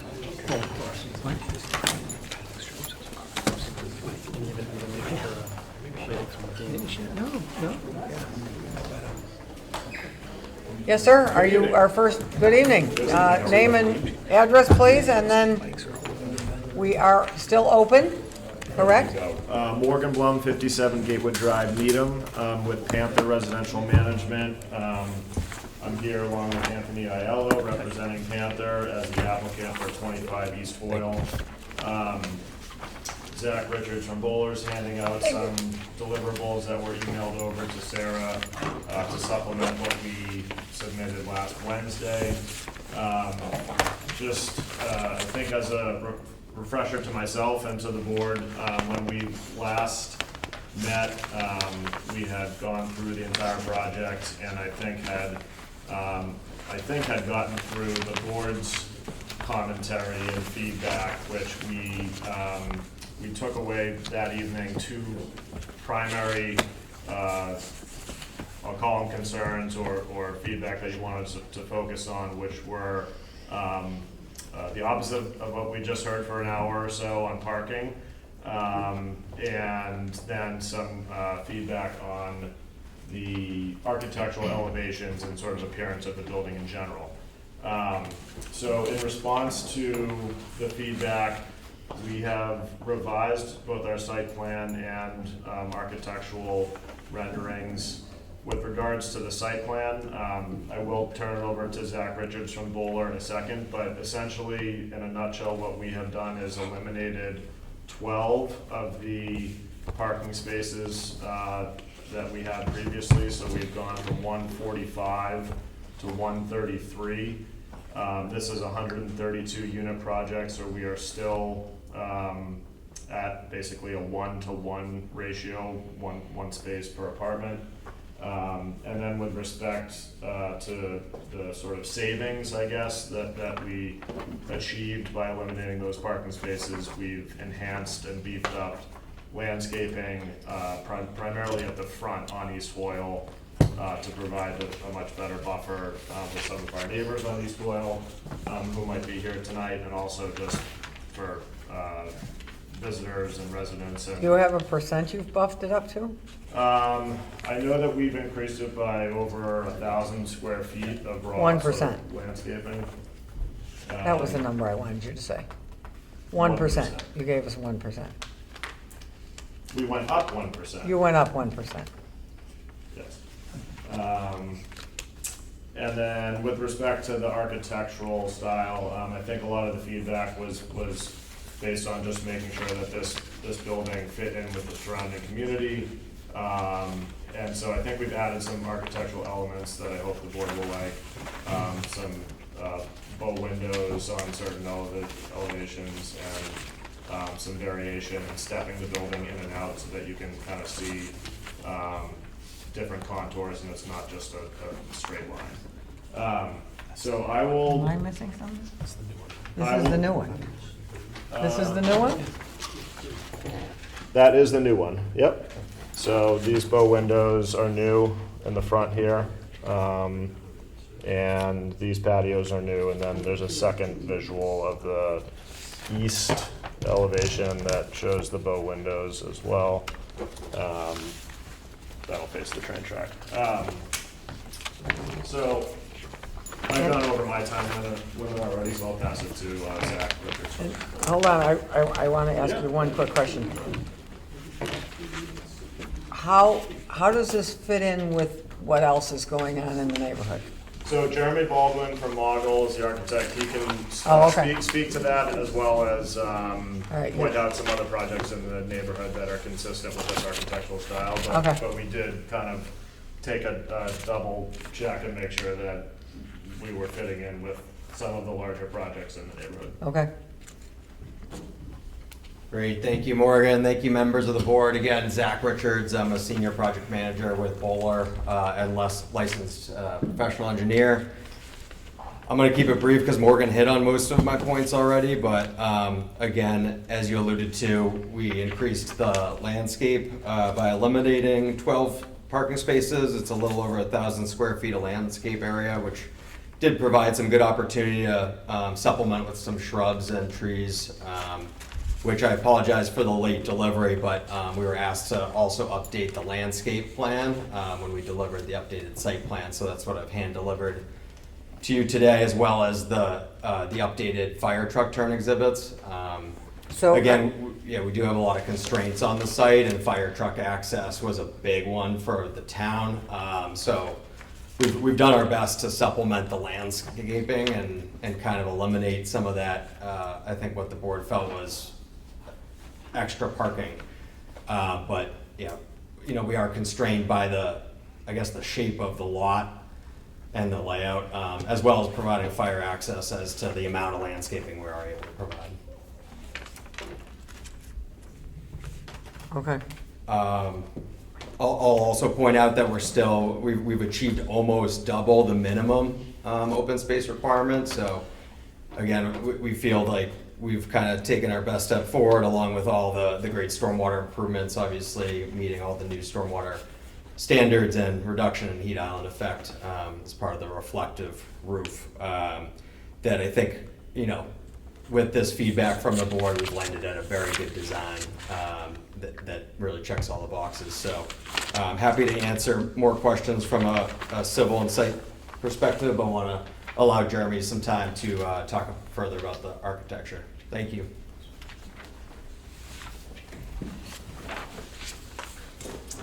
Thank you, Madam Chair, members of the board. Jeremy Baldwin with Mogul DeStefano Architects. If you could, Sarah, if you could bring up the architectural slides, that would be helpful. So I have the revised plans that were submitted, Yep. but I don't have any like. It's the compressed one, so. Yeah. Probably just have to go all the way through to the architectural section.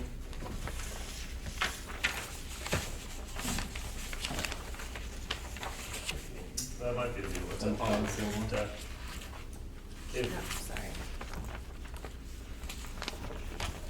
Yeah, so this is all I have that was submitted. That On one that right- PDF. Yeah, the one that.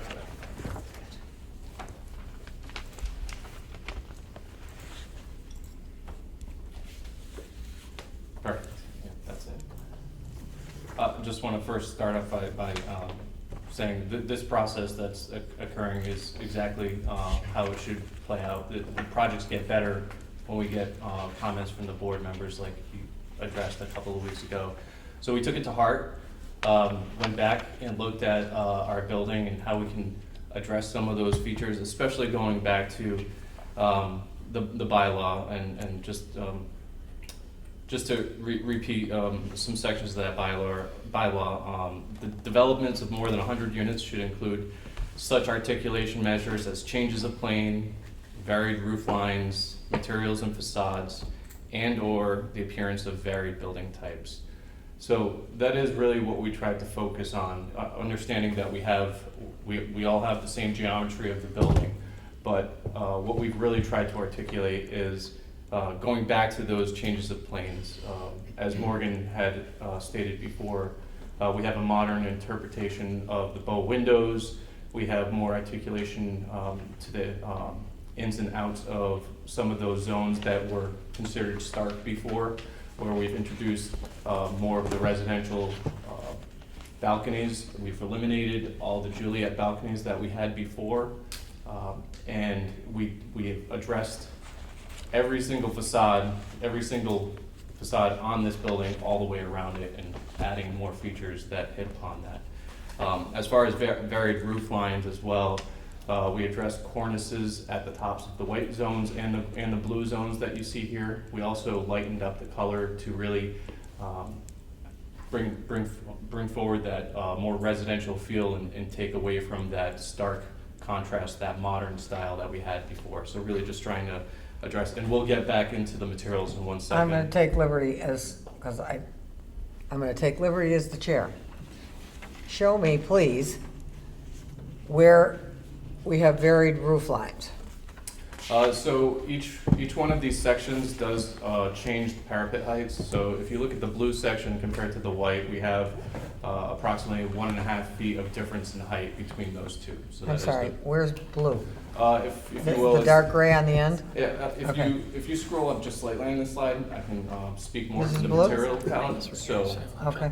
I know printouts are not always the best, but I would call it like a slate blue. Okay, so this thing in the middle. It drops down and we have a varied roof line there? And we've always had that. I think it's just more of addressing it with the articulation of the cornices that we have at the tops. Okay. Varied building heights, right? Is that what you just quoted from the bylaw? Correct. Can you show me that? So, yeah, if I could, what I was referring to, if I'm gonna say this is the blue zone, this is our fiber cement board and batten siding, and so those dark zones are the board and batten siding. That is at a different height than the wood look vertical siding, which we have in these zones here and at the front. And then the white zones, they are also at a different height than that blue zone. To add on to that, what we've done with these bow windows, they occur at a different height. So you have a change of plane and you also have a change in varied height. Where are the bow windows? So these are what was introduced from the last iteration that we had. We had this as one white box before. Right. Now we've added in this bow window for the living rooms, so we have. Oh, the whole 4 stores of it? Correct. Okay. That's correct. So it's a pop-out? Correct. Okay. So, just to go back to one of those comments, the materials and facades. So, you guys were asking about what's the texture of the building a couple of weeks ago.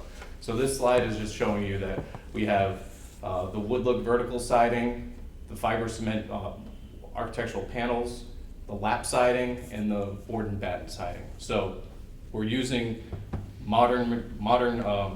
we're using traditional materials in a modern way. So that is what we're getting at with the change of materials and facades, and also the appearance of varied building types.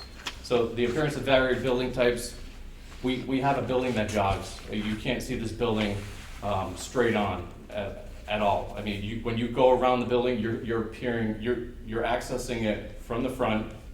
You only have this view as you enter. As you round the corners, they all have different features on them. And if you would go back to maybe the 3D image, if we have that one. This kind of speaks to what I was talking about for varied building types. So we have different features on each one of these facades. And we've also added in quite a bit of extensive design to the side that faces the train tracks. So I can point at the screen one more time. So this is what we had as one white box before. We've added in extensive bump outs in these areas, as well as breaking down where the balcony types are located. Okay, and the cornice along the top, that wasn't there before, right? That's correct. And that is what material? The cornice? Yeah. So that would be a fiber cement board.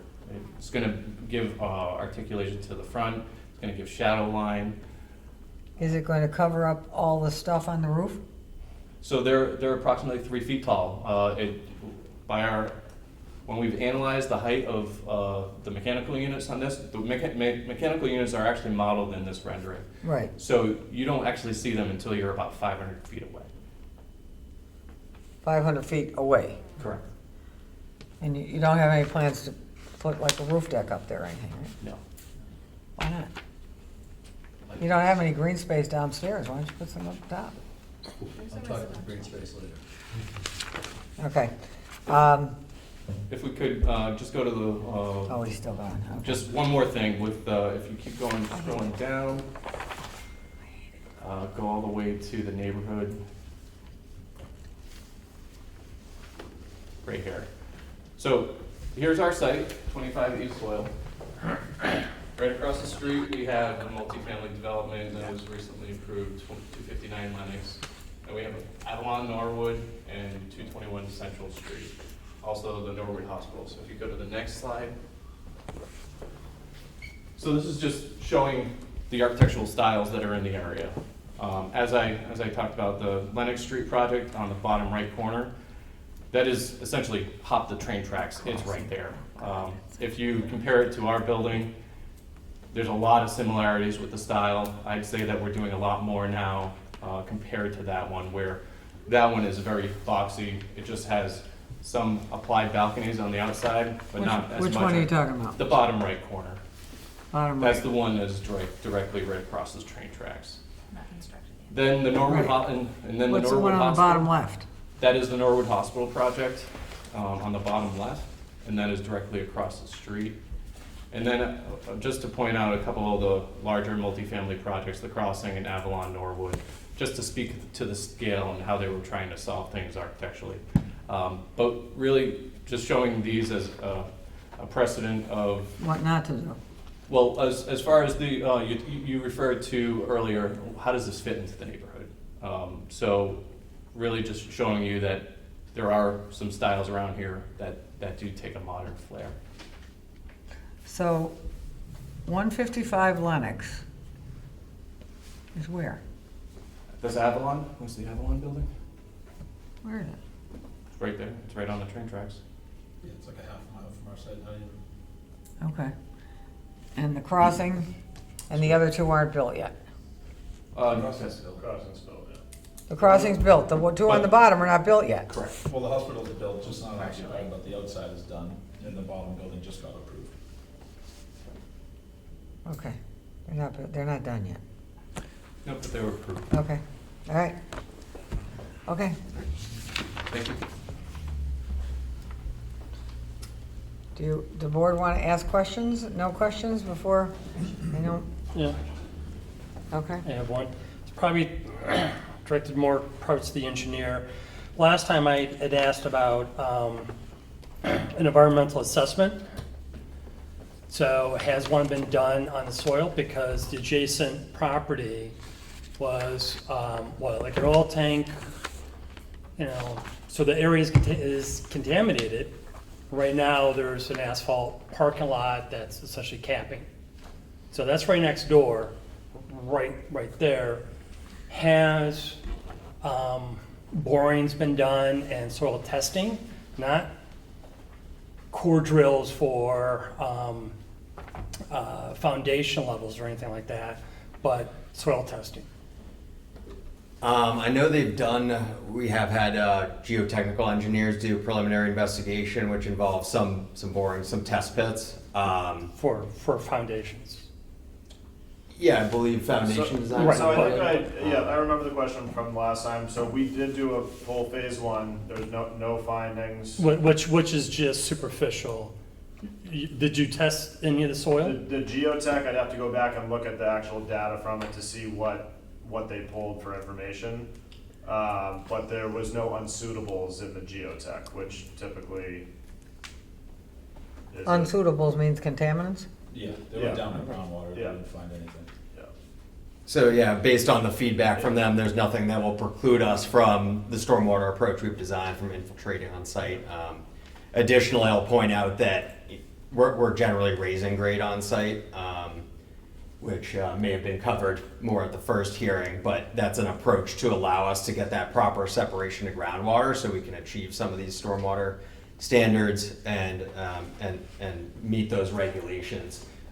So I expect we will be You are raising primarily the grade? maintaining existing soils on site. Yeah. You're raising the grade? Yes. By how much? Particularly in the rear of the site, upwards of 3-4 feet. Again, What you're digging down to get the foundations? there'll be some excavation for the utilities, for the stormwater, And in the for the- building. right, for But, the stormwater we've got content. opportunity to move soils around and keep them on site, so. So you're raising the grade, and isn't the stream, there's water behind it? Yeah. Right? Correct, so yeah, there'll be some off-grading where the stream is to be maintained. But again, some of that it'll be below grade and having a little more cover, and fill is actually a good thing over that. There's very minimal cover over that culvert today. And your only neighbors are the daycare center, right? Isn't there's no other, is there more residential? We're residential at the 862 through 878 Washington Street townhouses. The townhouses, okay. Yeah. So are you raising the grade by them? No, it's just within our site. We're not going off-site, and we're gonna off-grade as needed to match existing grade by the property line. Okay. Okay. Derek, are you done? Did you Um, get your answer? Yeah, I don't know if it's possible if I can have a look at the geotech report, or is that beyond reach? May I ask, Madam Chair, for the record, David Hearn Jr. of Delman Cabral, on behalf of the applicant, I'm not sure, either under site plan review or under the MBTA 3A bylaw, where the question of what's in the Geotechnical. ground comes into play. Right. If it's not part of the board's consideration. Sure, yeah, I know, and that's why we're also what getting- I'm sort of kind of asking and kind of looking at Sarah. Is that an overreach? I think this board has asked for those before in the context of environmental impacts and site plan review, Yeah. but I'm I mean, we just have learning about done, the circumstances, so that would need to drive the. I mean, it comes up more often in the case of either purchasing a property or financing a project on the property, whether the lenders are satisfied that there is not a risk of dealing with hazardous waste, as well as a buyer being, having that view. This prospective buyer, they've satisfied themselves on that, presumably their lenders are on board, that's why they've done the phase one. So they're not doing any mitigation? Is that what There's your no concern is? mitigation. There's no Yeah. mitigation? There's no Okay. mitigation to be done, so, that's why we do these reports. If they show a potential problem, depending upon the use, you're talking about the property No, next no, door, no, which was an because oil it's- depot many years ago, and there was a lumber yard here at one point, but, and you're talking about that off-site. But for this property, they have done the preliminary assessment, and if that preliminary assessment shows the likelihood of problems, then they go deeper into the investigation. It did not show any reason to go beyond phase one. So at that point, Madam yeah, Chair. I've looked at the site plan review guidelines, I've looked at the MBTA bylaw provisions. I don't see it as an issue. I understand. I was just asking for curiosity, Yeah. if it's possible. All right, I wasn't expecting a big pushback. Yeah, I All mean- right, and I was also kind of looking at like, if it's too much of an overreach to ask for it, then fine. I understand, the question comes up.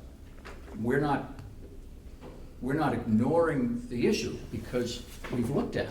And the look says, you've got nothing to worry about here. They wouldn't be buying the property if they You were buying a satisfied with hazardous that? waste truck. Okay, all right, good. Okay. Mr. So Banner. if we've looked at it, is there documentation that we could see?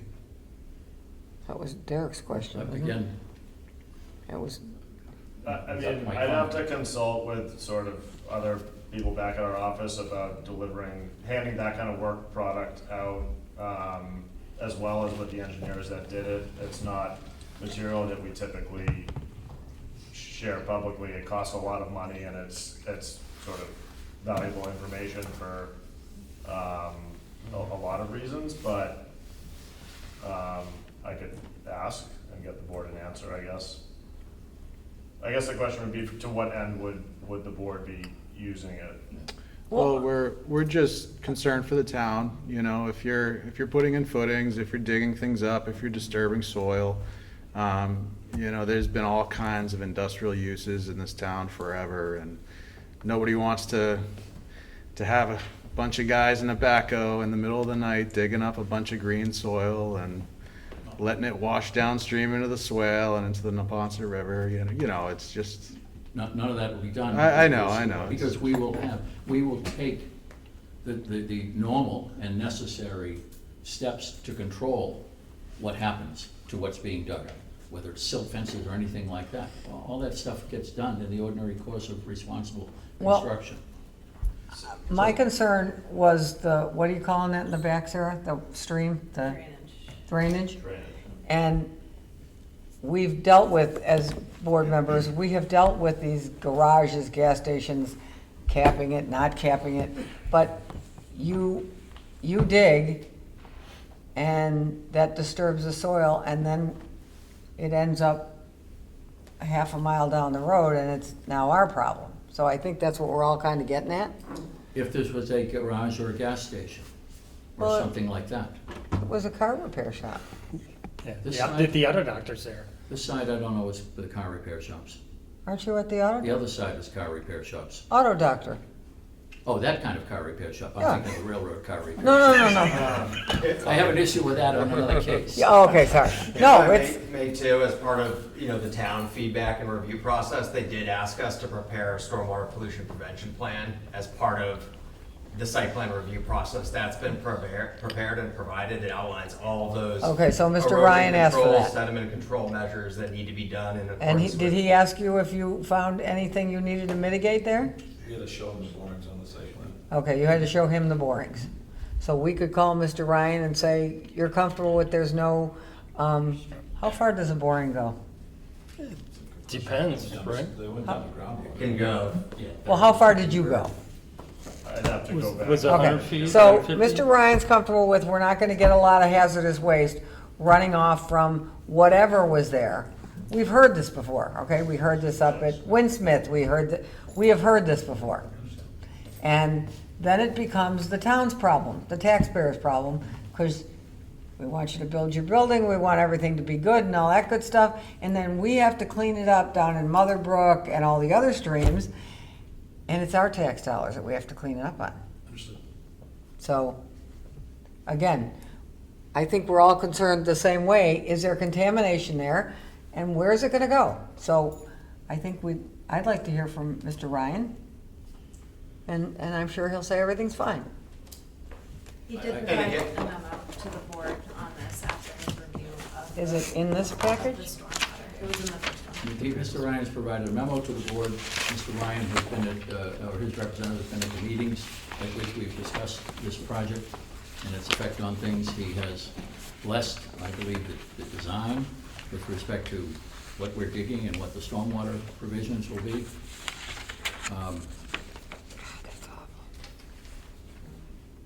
I don't see any provision in the bylaw for it, and we have a phase one that says there's nothing to worry about. So I don't know what, it's like proving a negative now. Okay.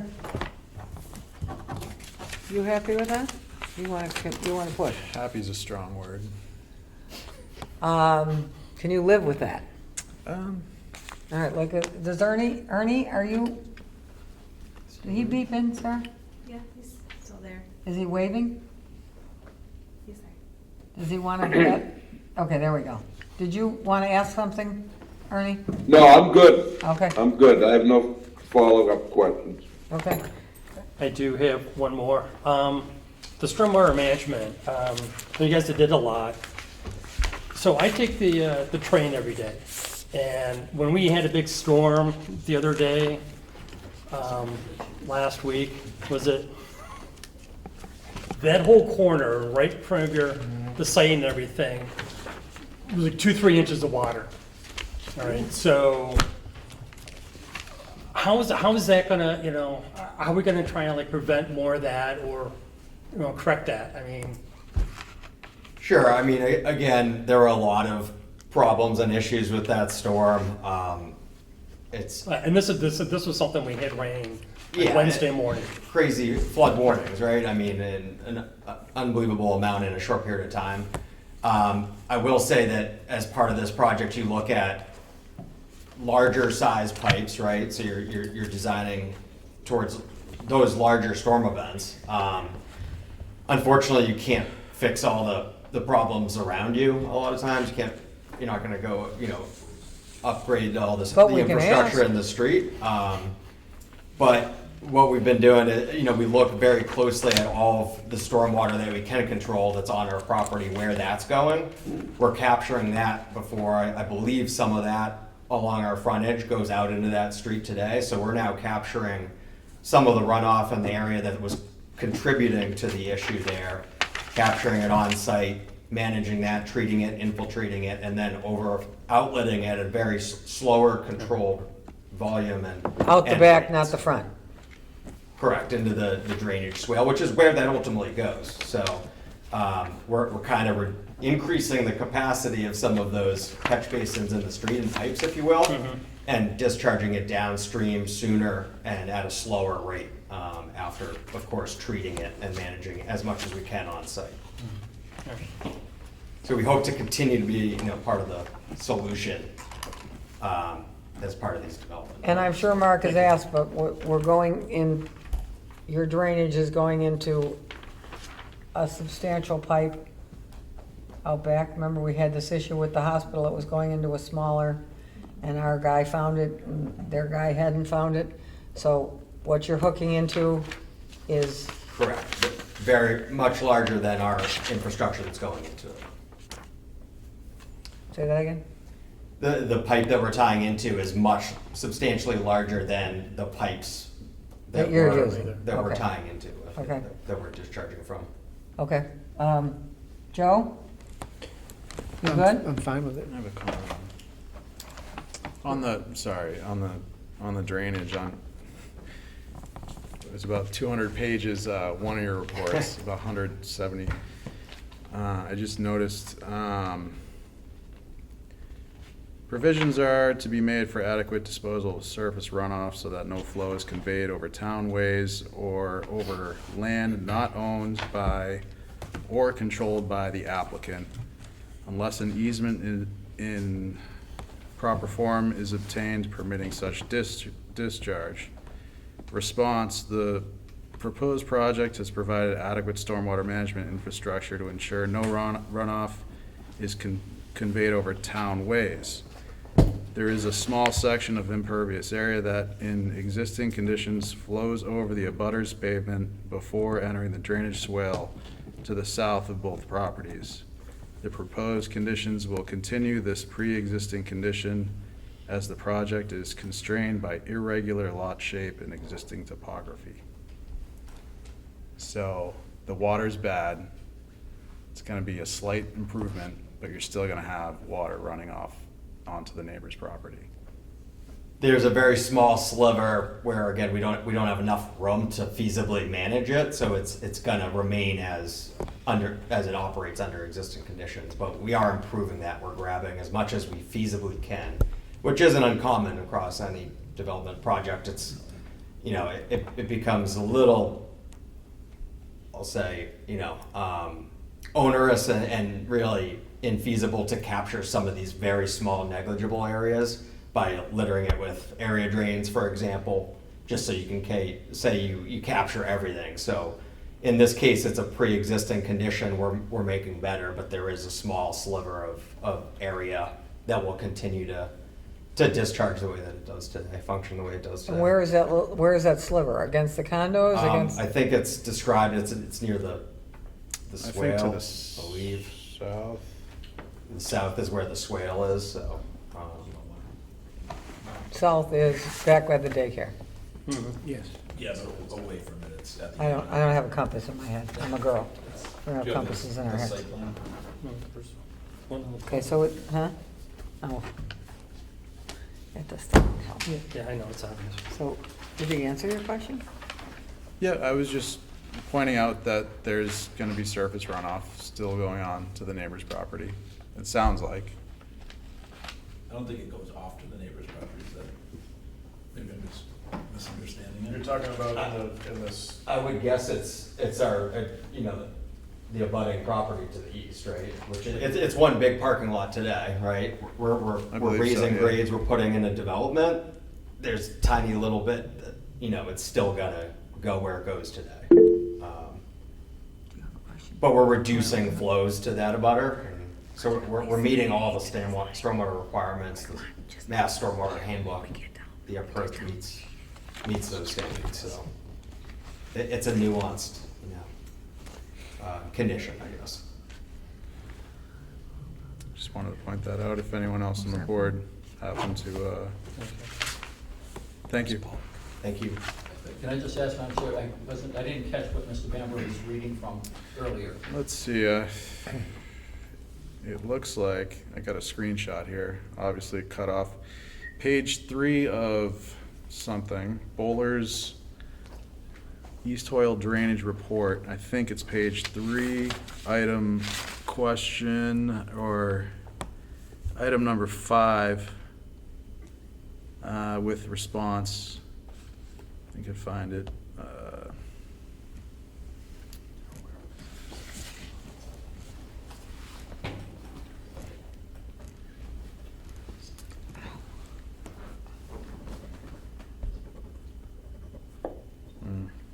It might take me a moment to find it. Can I ask questions while you look? Yeah, Okay. please. You look.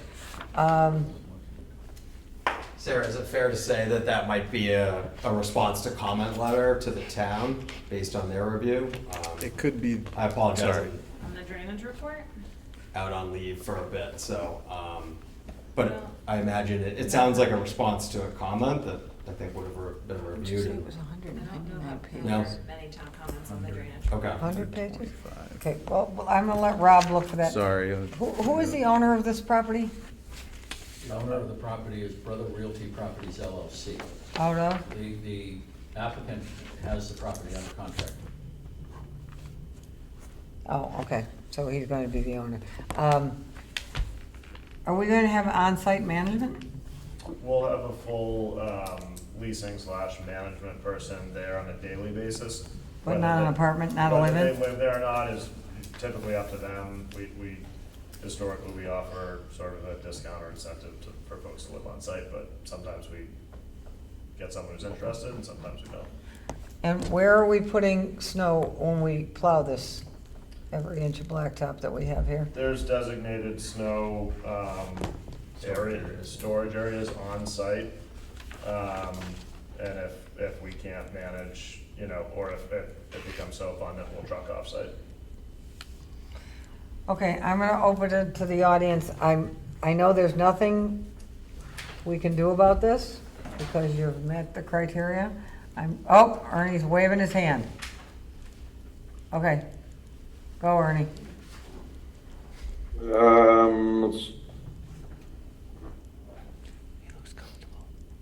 You're on. Nope, you're off. You're muted. We can't hear you. Unmute yourself. There you go. How about that? Yep. All right, going back to Rob's point. So, my understanding that some water, you can't capture it all, that there is a small bit of water that will continue to leave the property onto someone else's property as an existing condition? Is that correct? Did I hear that right? Yes, that's correct. And Okay. again, yeah, not uncommon. What happens if I'm the other property owner and I say, hey, I don't want your water running on my property anymore. I'm gonna put up a retaining wall or I'm gonna divert it or something. Where does the water go? Where it ultimately goes, again, it would probably, I think in this case, it's to the south. It may have a nuanced area where it passes over the abutter's property, because again, those are the drainage patterns where they go today, and then into that drainage swale. So it would likely go into that drainage swale. So you're over in the abutter's property. What part of the property, I guess, what document was referenced and what part of the property specifically, or we can I guess speak? I'll go back to my He's still initial looking, question. and he's If got a I'm question. the We have abutter, easements on both sides. Sorry. if I'm the abutter, and I all of a sudden say, I don't want your water anymore, I'm gonna put up a retaining wall to stop your water from coming on my property to get to the swale, where does the water go? We would manage it on site ourselves. And it would ultimately go where it goes today, which is everything in that area, the whole stormwater shed for the neighborhood goes into that drainage swale, so that's where it would go. But, There's public drainage easement, is there not, along that entire swale on the southern border? yeah. Is there a drainage- There is a The drainage neighbor easement couldn't put a associated with retaining wall that in it swale. because there's a drainage easement. Oh, I'm sorry, you're all talking, Sarah, there's a drainage easement there? Yes. Okay, there's the answer right there, okay. Which they're covering up until the end, correct? They're covering up until you make the turn, until you make the sharp turn in the back? Right, Sarah? Correct. And- All right, that's the answer, the drainage easement, thank you. Okay. Rob's still looking, and I'm gonna open it up to the audience. Please stand, state your name and address, and speak loudly, please. I know you will, Mr. Brody, go. Steve Brody, 102 Devon Road. Now, as I understand it, you've reduced the parking to only one car allowed per unit. Is that correct? So what happens if there's a couple with 2 cars, but you're only allowing 1 car per unit? Who wants to, Mr. Hearn's gonna take that. And, Madam Chair, the issue on the parking, right. even, Before you're going, can I ask, let me answer Mr. Brody's, let me answer quickly, if I could. We have, the board has made it a request that, unlike the last one, they've got too many spots and no green at all. So we were trying to get a little more softness to this giant building. And so it was the board's request to sharpen their pencils. They can stay with the 145 spots. I mean, let's wash our hands of the one before this. This is not the same thing. This is a giant building that's all blacktop with no green space. Nobody really cares about the Green New Deal. So we requested that we exercise a waiver to give us more green space. So now do you still want to answer him, Mr. Hearn? well, I think I'll point out, if I may, Madam Chair, Ms. Brody remembers when we voted on this, and the town meeting voted 1.1 for the Norwood Central and the Norwood Depot sub-districts. Even at 1.1, you wouldn't have enough if all of your tenants had 2 cars. You're never going to. Correct. But the town meeting voted, and looking at what the purpose of the bylaw was, to encourage transit-oriented development and all that, there was a very conscious decision made by this board in drafting the bylaw and town meeting and voting on it, that we're trying not to encourage more parking and more parking. So we've come in with something at 100, we came in at 145 spots, and we've cut it back at the board's request. At our request, Mr. Brody. Yeah. Now, if So- we could get them to make it a little prettier, that would really be nice, but Yeah, and even if we had, the way the bylaw is written, the 1.1 is theoretically the minimum that you come in with and the maximum. So you're never going to have 2 spaces for every apartment in these developments. It's not intended to have that. In fact, it's considered to be a good thing not Okay. to have that. you good with that? Well, if you get 2 or 3 people with 2 cars, and if you rent out all the apartments, some people are gonna be left. Yep, and they can park in the MBTA lot, they can park That- at the that hospital costs- because there's the nobody MBTA there. lot costs $5 a day, $4 a day. That's, again, that's the landlord's problem, and we can't fix them all. Okay. You're good? Thank you. Anybody else in the audience? Can I sit or you want me to stand? You can sit. Okay. Just Cheryl Doyle. speak up. Cheryl Doyle, 12 Sumner Street. Believe it or not, I actually like this project. The other one, no. This one, yes. Because, wait a minute, think about it. We have this hospital shell sitting empty, but it's finished. Their design complements the hospital, and just maybe in our wildest dreams in this town, maybe a buyer for the hospital will look at their apartment building and go, there's housing for our nurses, our radiologists, our surgeons, our trauma people or something. There's a place for them to reside and they're close to the hospital. So I think that's a good thing. Okay. I would love to see if they're adding the green space, if you guys could throw in a rain garden somewhere. Just a wish, just asking. They wouldn't even give us the front spots. Okay. Anybody else? Madam Chair, you do know we have 92% more open space than is required. We almost double it, as the engineer pointed out earlier. Again, I'll go on record. I didn't like anything about the MBTA thing. Whatever town, I didn't like anything about it. We didn't get enough green space. The state's jamming it down our throats. Sarah did a lot of work on it, and now we got to live with it. But that's not enough green space. You can't tell us on one hand that we have a global warming crisis. On the other hand, we're giving you 10% green space. But that's my bitch. This gentleman back here would like to, Yes, I'm Tom Flaherty. I own the duplex on 15 to 17 East Oil Street. So I'm stuck between two giant buildings, the hospital on one side and their building on the other side, you know. I've been putting up for 5 years of the hospital. We moved in there in 1965. The hospital was over on Bond Street and there was Lime Lumber behind me. So and what's your address, sir? I'm sorry. 1517 East Oil. Okay. Okay. That's 2 up from the auto dock, the blue house. Oh, okay. So we've been there since, my family bought that house in 1965, and now I own it, my mother and father bought it. So right now, like I said, the hospital was over at Bond Street when we moved in, now it's right on top of us, and now the other building's here. So I'm just wondering, like, you know, for any type of relief at all, if you just move the footprint back about 10 feet or something. They don't have 10 feet. What are you talking about? They have 100 feet in the backyard there. Look at the map. Yeah. They do? They don't, Oh, where the parking is, sorry. yeah, no. Because there's turning for the fire trucks. Okay, who wants to take that? I can take it. Okay.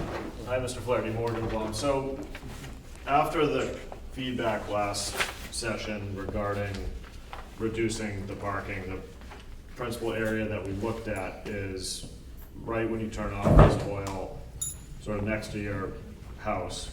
We had 8 or 9 parking spots right there. We've reduced that to 3, and we've increased the landscaping buffer right at the corner on East Oil. So we did that really with people like yourself in mind, that at least on East Oil, as you approach your house, you're not, you know, staring at as many parking spaces, and you have something nicer to look at. We also have a white vinyl fence that will be a buffer between our properties, so that you don't have to look at, you know, the cars from your backyard into our parking area. And that fence will wrap really from almost right at the corner of East Oil, behind your home, down Washington Street side, with trees growing and things like that. So you'll have a nice white vinyl fence and some trees growing above it. I wish we could move it back. I wish we could do a lot of things with this site, but Yeah, but you got the it's, space behind it. I don't see, like, I'm getting boxed in, I don't get sunlight from the front, the back, you know. Town's really been screwing me the whole time, you know. That's the way I feel. Between the hospital and this, you know, it's ridiculous. Putting 2 5-story buildings on each side of me. You know, why should we, you know, I've been there since 1965. I lived there 60 years now, and why should I put up with that? That's ridiculous, you know. Like it. I don't have an answer for that question. I know. I do have a question, though. You were just saying you're gonna put a fence up, so his property's right here? There's a fence up there now. Right.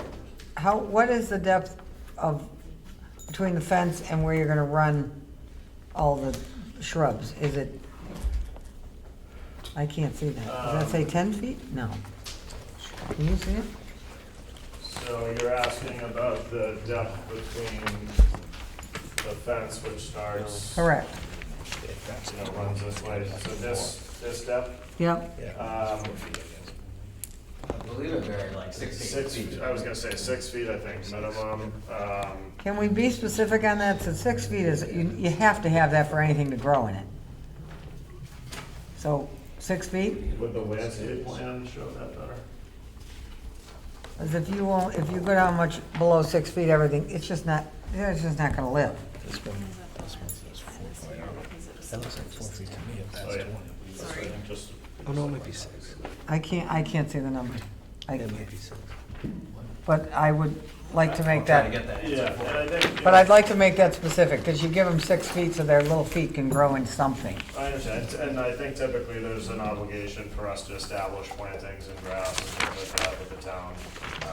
There is, but if we're not specific with it, we get 3 feet and everything dies, and then we chase and chase and chase to get new stuff put in, because this old stuff's dead. And meanwhile, the train is moving down the track and we're working on other projects, and we got dead trees over here because we're enforcing. So if we could be specific in our plans, that it is at 6 foot between the fence and where your curb starts for your parking, so that growth can establish itself and actually live in it. Can we do that?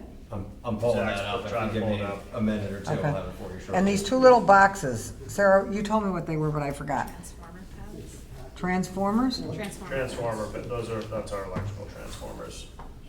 And where were they before we moved them over They were a here? little bit further south on the corner before you sort of, took a bend. South down here, down by the, They were like over. Sorry. They were Okay. over here. We moved them over here. They're surrounded by a zoning bylaw fence that's, and that's where they have to be? Our incoming power is up on the street. That's typically, They couldn't go over here? this was all discussed with Norwood Light. They're not here. There's gonna be screening around the transformers? Yes, required screening. But I'm just thinking, if did the transformers over here, which is not being used anyway, Over where? on the back side of the building. Where is over here? We don't know which. I'm sorry, the back side of the building. Fire lane. Um, It says the fire lane right there. Fire lane going around the building? Yeah. Our main, and the This main. is fire electrical lane? Fire lane, they building need is access. outside. This? Right here it says fire lane, so they. You're looking at a different thing now. Yeah, but you can see. Then we look at it. So it says fire lane right there. Okay. All right, I'm just, did these transformers, are they very noisy? Are they what? Noisy? No? Okay. All right. No other questions? You're all set, sir? Any other questions from the audience? Nothing's gonna be done. Any other questions from the audience? Anybody online? I raised hand online, I was. Norwood Central Condos? Yep, this is Rick Cody again from 878 Washington Street. So we have we're in a direct abutter to the property. We have a fence, and what happens is Washington Street until the one side of our property down to the other end at their property. It's about a 10-foot drop off, something like that, and water runs down. Right? It runs right into this water, this drain essentially that we're talking about now. So I guess my concern, however, is A, the fence, and B, the property. If the fence, for example, blocks water from running through, we've had a civil engineer basically confirm to us that we will see water start flowing back into our house. So there's a real concern about that. And then the second issue being, if it's not the fence being staked to the ground, it's also being how high you've talked about building it. I don't know if it's built in ground for that particular portion or underground or below where its current grade is, or if it's, I'll be honest, I don't know the exact terminology for this, but if it raises the water can get caught. Sure, I can address that Okay, the applicant's going to Big townhouses. answer that for you, because I'm, So I can say that the fence will be designed in a manner such that it won't restrict water flow. So we'll ensure that there is, a gap. There's an ability for water to pass through underneath. And then secondly, we're raising the site at, like I said, about 3 or 4 feet. We're still gonna be well below that abutter's elevation grade, but as you said, about 10-foot drop off. So that water will come onto our site and will be some of the runoff that. yeah, you're will butting ultimately right be up managed. against the back of those condos, right? Sorry? Yeah, I mean, Don't you butt right against those? The property line does. Right, the property not- line. Not, building to building. Okay, so this is the yeah. property line? it- Yes? I- Yeah. I believe like here. You're breaking up. Is that us or him? This is his. Right. Can you hear me? Yeah, could you ask that again? We only got every other word. Yep. So I was just saying, I talked to Morgan before, and I believe he said the building is going to be 60 or 70 from our property line. So I don't think that particular thing concerns me so much as as it was just confirmed. I believe that the water is going to be able to go down. Us being 10 feet below Washington Street, it will continue to flow through to the pipe, this new built drain. If that's confirmed, then that sounds good. That's no concern. Yes? Confirmed, yeah. Okay. Cool. That answers your question? It does. Thank you. Okay, thank you.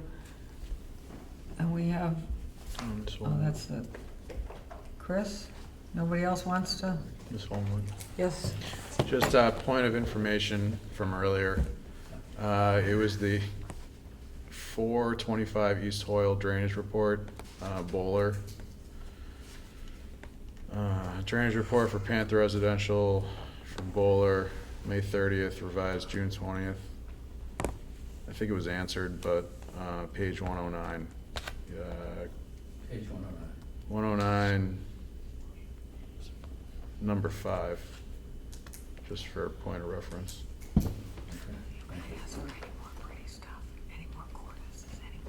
Would you like me to further address it one more time, or are you What? satisfied? So there is an easement, a So drainage, there's a drainage easement, yes, associated with, yeah. but does it have to go over the neighbor's property to get to the easement? So I think the nuance, again, that it's not uncommon, but I believe what we were doing there is addressing all of the new stormwater regs and just clarifying some of that, surface runoff. If you imagine when you build up a site about 3 or 4 feet, you do have a little bit of an off grading. In this case, there was a lot more area that went to the abutter. We have a little bit of a slope where you can't capture all of the runoff, so we do still have a little bit that sheds off of that slope. However, we're capturing nearly everything on site. That's a very negligible area. It's not uncommon. It's not against the rules or regulations. This project meets all the new stormwater regulations as well as the state stormwater regulations, as stamped, as documented in that lengthy report and as reviewed by the town.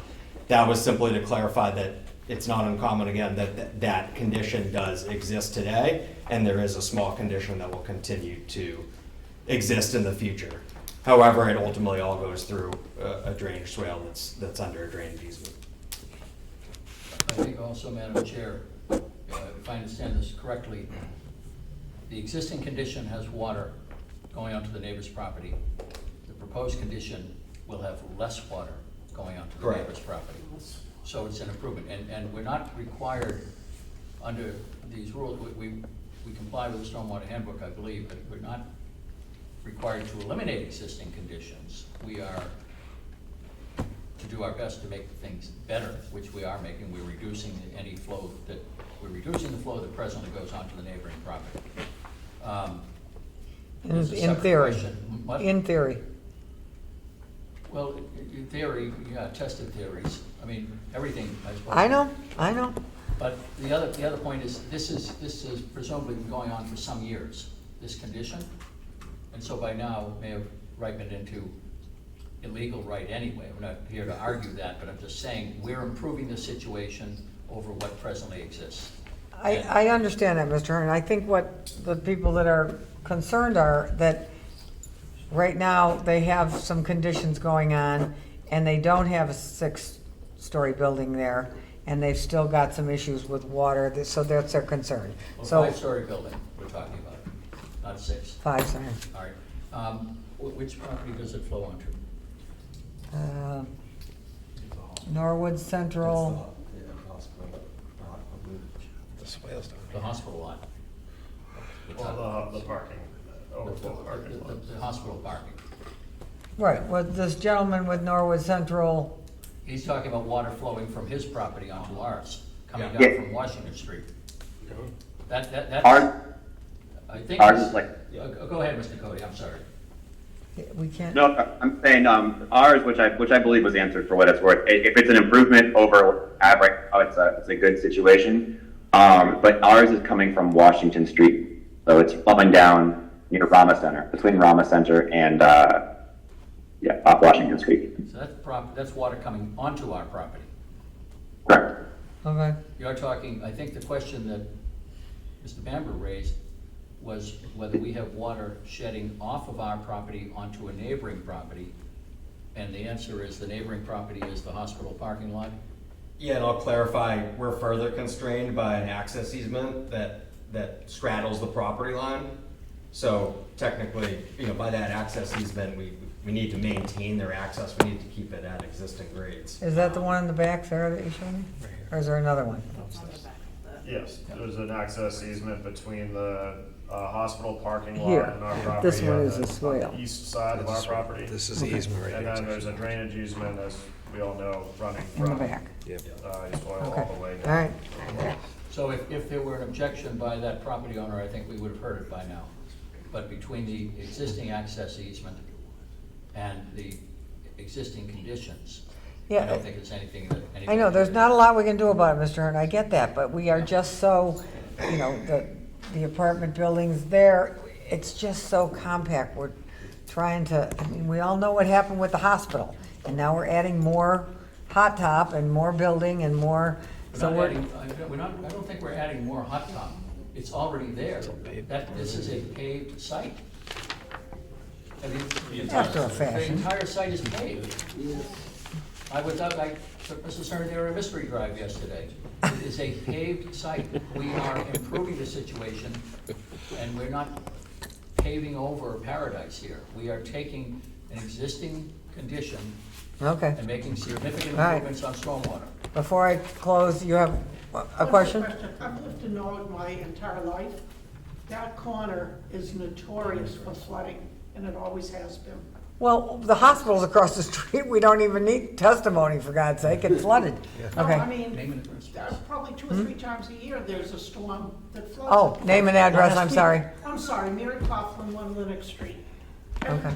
I think this is a better-looking building and much more to scale than the other one, but there's always been a problem with flooding in that.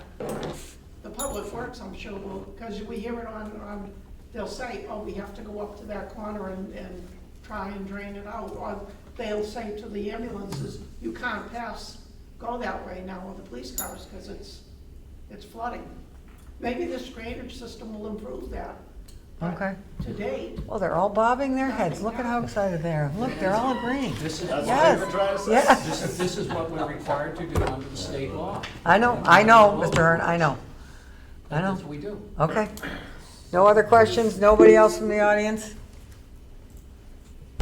I can't make the motion. Is there somebody have their hand up online? Mr. Cody appears to have his hand raised again. Oh, did Mr. Cody, did you raise your hand again?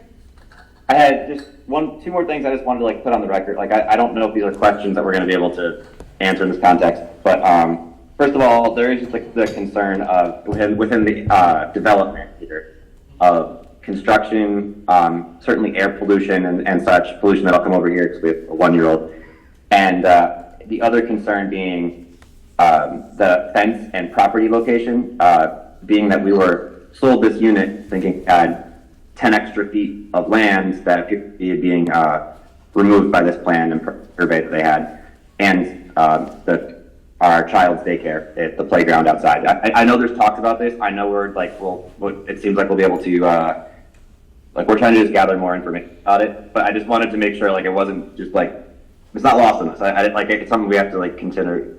Like, we are not quite ready to discuss yet because we don't all.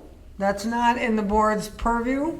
That would be between the applicant and you, Isn't that- so you have to nag with, that we have no control over that, right? Isn't that? Huh? These are private. Yeah, those are, title with the questions board survey. doesn't have any jurisdiction, we don't have any say in that. Just, You guys are working on that. yeah, for the record, I've, reached out to the condo association. Rick and I have a dialogue going. I think they're waiting to gather some more information from their original developer on lot lines and things that they were sort of sold, as he said. And then in terms of the daycare, I did speak with the regional director. I have a walk tomorrow with the owner of Rama Plaza. Again, these are things that are a little bit, they're unfortunate encroachments, and I'm not sure when they sort of began, but coming into, this development, we're gonna work with our abutters and just try to have amicable outcomes for everyone. I'm not saying everyone's gonna be 100% happy, but we're doing the best we can within, the legal limits of the site that we own.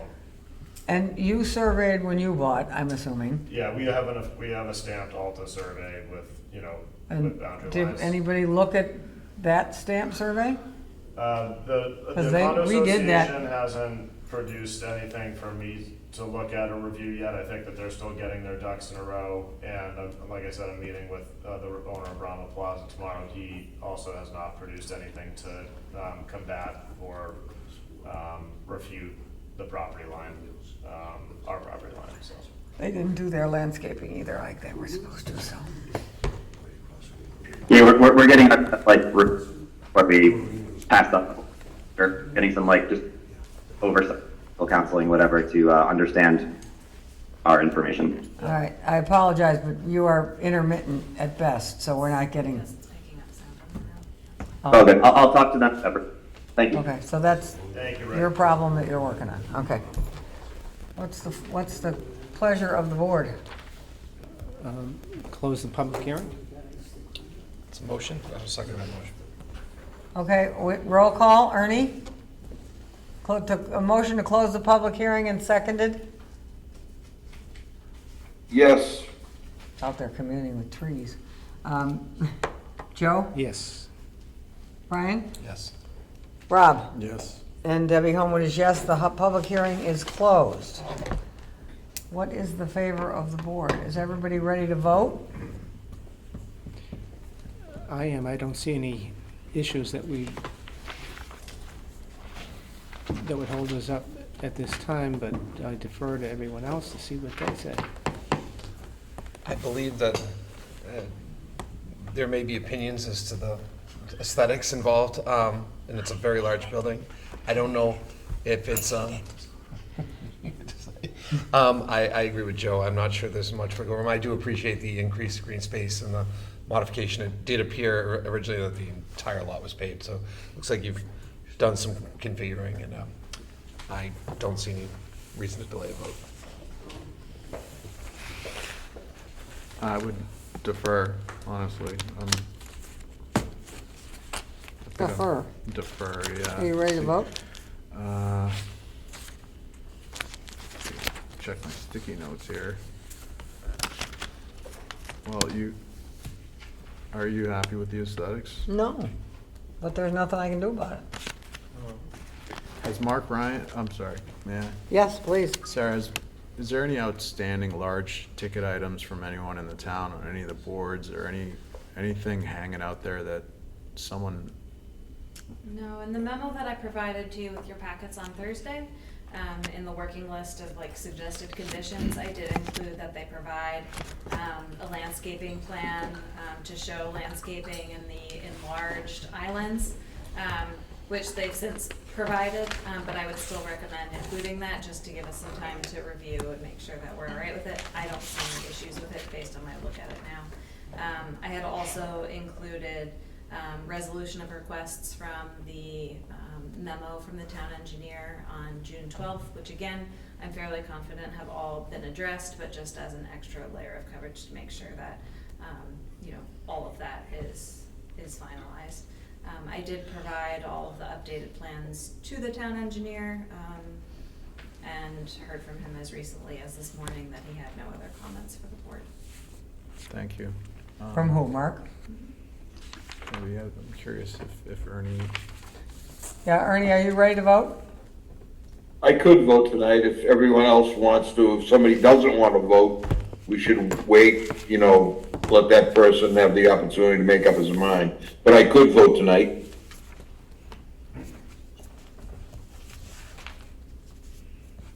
I don't want to vote tonight because I don't, but again, it's personal opinion. I wanted something a little prettier like Westwood gets. But like somebody said, Westwood, they hold their feet to the fire and we do not. So I don't think it looks like what the town is. I don't. Codified design standards though, and we don't. Well, we have some design standards, but they tried. I think comparing an apartment building to a hospital is a stretch. I do. But I can't do anything about it because, again, the MBTA is ramming this down our throats, and we have to say yes. And I would just hope that the next people that come in front of us would give us something a little prettier, like the other fancy towns get. Closed, sorry. So, that being said, I've said my piece. I appreciate you giving us a little bigger windows, but you gave us the example of, I think you could take a survey in town and Central Street wouldn't get 2% that it's a good project. And using that as an example, that was not a good project, and it's not holding up well. And so to use that as an example, I hope this one wears better. Got your name on it. Okay. You ready to vote, or do you want to continue? It sounds like you would like more. They're not going to give me any more, so I'm ready to vote. I appreciate your... Well, you closed the public hearing. I did. Didn't I? Yeah. Yeah, we closed the public Yeah. hearing. Okay. Now we are asking, are we going to continue, or are we going to vote? And that, Ernie's ready to vote. Remember, there's 3 votes, one for the waiver on parking, one for the site plan approval, and one for the special permit. Okay, and I have a couple of conditions. So those would be appropriate for the site plan and the special permit. Madam Chair, are you prepared to take a motion on one of those? Sure. I would move to approve the requested waiver on the parking. Second. Pick the easy one. Okay. Might as well think them all. Request a waiver on Yeah. parking. All in favor? Ernie? Aye. Joe? Aye. Brian? Aye. Aye. Rob? And the chairman is aye. Okay, so we have parking and site plan review, right? And what's the last one? The special permit. And what's that one? So I'm guessing your conditions are probably related more to site plan review? Okay, so the special permit is the one with the roof and the, Fifth floor. The bonuses. Yep, stormwater Bonuses? and reflective roof. Heat island reductions. this is Heat island really gonna, reduction, yeah, I know. Madam Chair, I'll make a motion to approve site plan review with the requested, the proposed bonuses. Which That's for the the, special- I'm sorry. The bonus is the special permit. right, Then I will withdraw that motion. Just approve site plan review? for the bonuses, right? The bonuses is the special permit. So if you're making a motion relative to the bonus on the building height and the stormwater heat island, then that would be a special permit. Okay, so where am I putting the conditions? On site Site plan? Okay, Okay. So, did you catch that? right, Oh, which good. is the, Yeah. so. the- Special permit. So, You made a motion to approve the special. All right, I will revise my motion, Madam Chair, to approve the special permit with the requested, the proposed bonuses.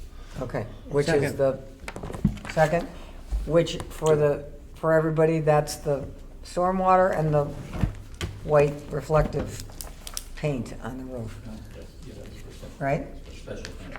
Special permit. This is Did not I say this site is plan again? Site plan now. This is site plan is the third one, right? Yeah. Doing a special Okay. permit first? You still need to take a roll call vote. Oh, roll call Mix it vote. up. Ernie? Mm-hmm. Yes. Joe? Yes. Brian? Yes. Rob? Yes. And chairman says yes. Okay, As far as the conditions, I'll defer to somebody. okay. Site plan, conditions. Anybody? Anybody? Ernie, you have any? I have no conditions, other than the standard conditions.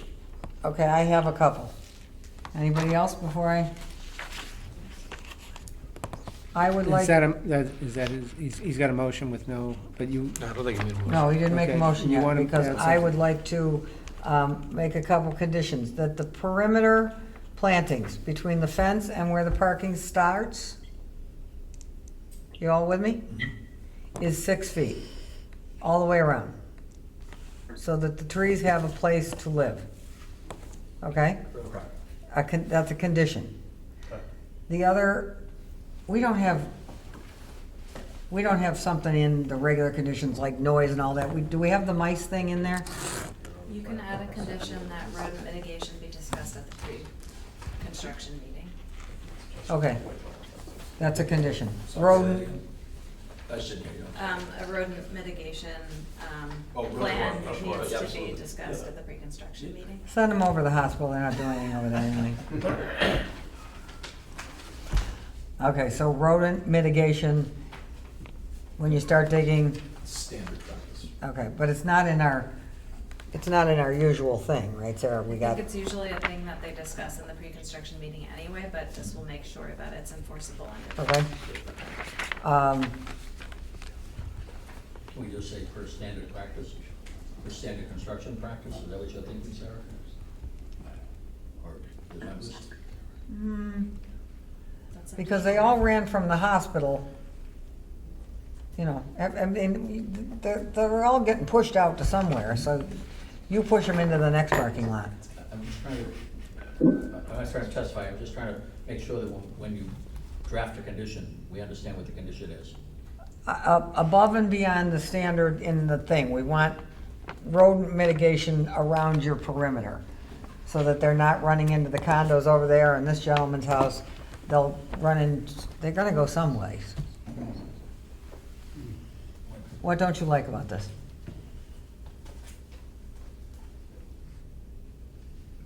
Confined to our property, Yep, beyond. It's fine, our general contractor is gonna have a robust rodent mitigation. okay, we're just gonna You know, put it in there so that, just in case, Already okay? part of the package. Okay. Who reviews that on your side? I don't know. It's Who usually the reviews building that? department that Bill- would, you know, enforce that if there's an issue and Okay. make us. The neighbors will grant let, it the out. neighbors will let the building inspector know, I'm Everyone sure. will know. And I will be watching for the 6 feet around the fence.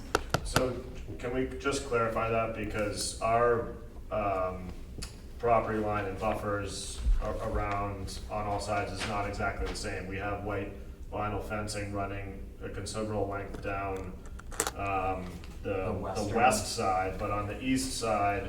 Wait a minute, wait, west is over here. Page left. Okay, okay, west. On the east side of the property, adjacent to the hospital lot, we don't have that same white vinyl fence, so there's no landscape buffer. So adjacent to the East Hoyle Street homes and the Washington Street condominium and Rama Plaza, we have a white vinyl fence, and we show a minimum 6-foot landscape buffer there. Ending here. It ends where the drainage ditch daylights. Right, where the daycare is. So right? along that whole area where we have that white vinyl fence, we already have a minimum 6-foot landscape buffer, so we can certainly accommodate that. I just want to make sure we're not going to be held to a anything on the other side of the building, because we don't currently have that. We have an access easement, and we have a neighbor that has a parking lot. There's no white vinyl fence on that side, if that makes sense. It does. And we do have a wall there for a portion with fence for screening, just not enough room for.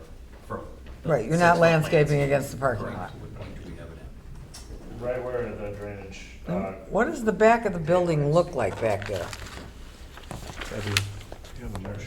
Oh.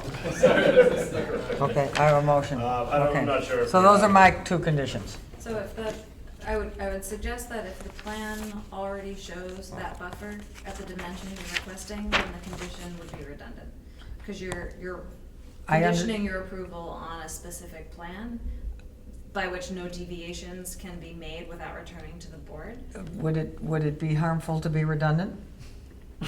Well, you run the risk of You can say that contradicting again. the plan, About what? contradicting the plan, so I just. Well, We're not They're contradicting saying- the They're plan. saying there that there's a landscape buffer on certain sides, so if you included a condition, you'd need to make sure that you are describing exactly the plan as it's I will be- currently I- there, otherwise you're contradicting. Okay, Does I that will make be sense? more specific. Okay.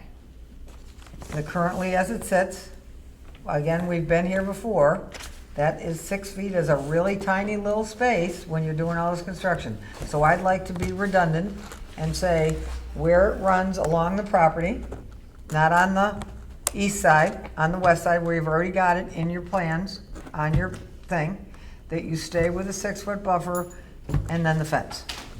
Okay? It's not a problem because you already got it in there.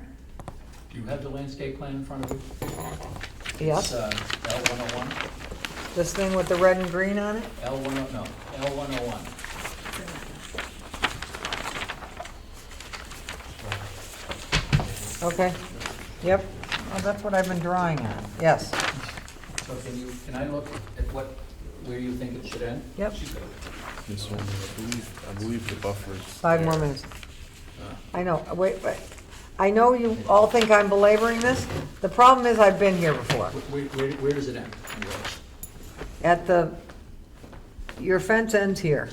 Yeah. This is where the swale is. Yep. This is where the playground is. No, it's over there. It's over there? This is where we would end, we think it should end. That's where it daylights Okay. the drain. So All as long as right. we're in agreement on that, we just want to make sure we Yep. understand what you're thinking. This, west side, I know it's redundant, We got it. okay? You got it. Okay, Okay. okay. All right, so we have a motion with, to approve the site plan with 2 conditions, rodents and a redundancy with 6 feet. This one. Nope, yep. Does that include, including all? All the conditions that Sarah's got on her page, all, what, 14 of them? Yeah. So Rob made the motion. Yes, Rob made the motion. Rob, thank you. Oh, Somebody seconded? Second. Joe seconded. There are 14 conditions. Mr. Hearn, you've had that? You've got that? Right, we're okay with that. You're okay with it? Okay. Okay, Roll call. roll call. Ernie. Ernie, wake up. Ernie. Yes. Joe. Yes. Brian. Yes. Rob. yes. And the chair says yes Thank you. on all 3. Thank you. Now we have to, Minutes, 1/14. thank you, gentlemen, I'm right around the corner. I'll be seeing you. She will check it out and appreciate all the feedback. Minutes and one of these weeks, Joe and I are gonna make a report from CPA. So we don't, I can put it on the agenda. Okay. Right, Joe? Right. One of these days, we're gonna make that Not much is report. going on these days. Thank you, everyone. Good night. Thank Next you. week. Night. Good night. Attorney here and be well. Okay. Dave, you really Minutes? know how to show Somebody wanna a stick girl around a for us good to approve the time, huh? minutes? You take her out Mystery to the rides site. to the parking To lot. be sure. Anybody questions? That would be redundant. Poor so- Mrs. Don't be busting my chops. You're still on camera. Ernie, you want to approve minutes, or anybody want to make a motion to approve the minutes from, April 14th. thank you, So April moved. 14th? So moved. Second. All in favor? Ernie, roll call. Yes. Joe? Yes. Brian? Rob? Yes. Chair says yes. And that's all we've got, correct, Sarah? Yes. Motion to Adjourn. adjourn? Second. In favor? Ernie? Yes. Joe? Aye. Brian? Yes. Rob? Yes. Chair says yes. Okay, we're adjourned. Thank you, everybody.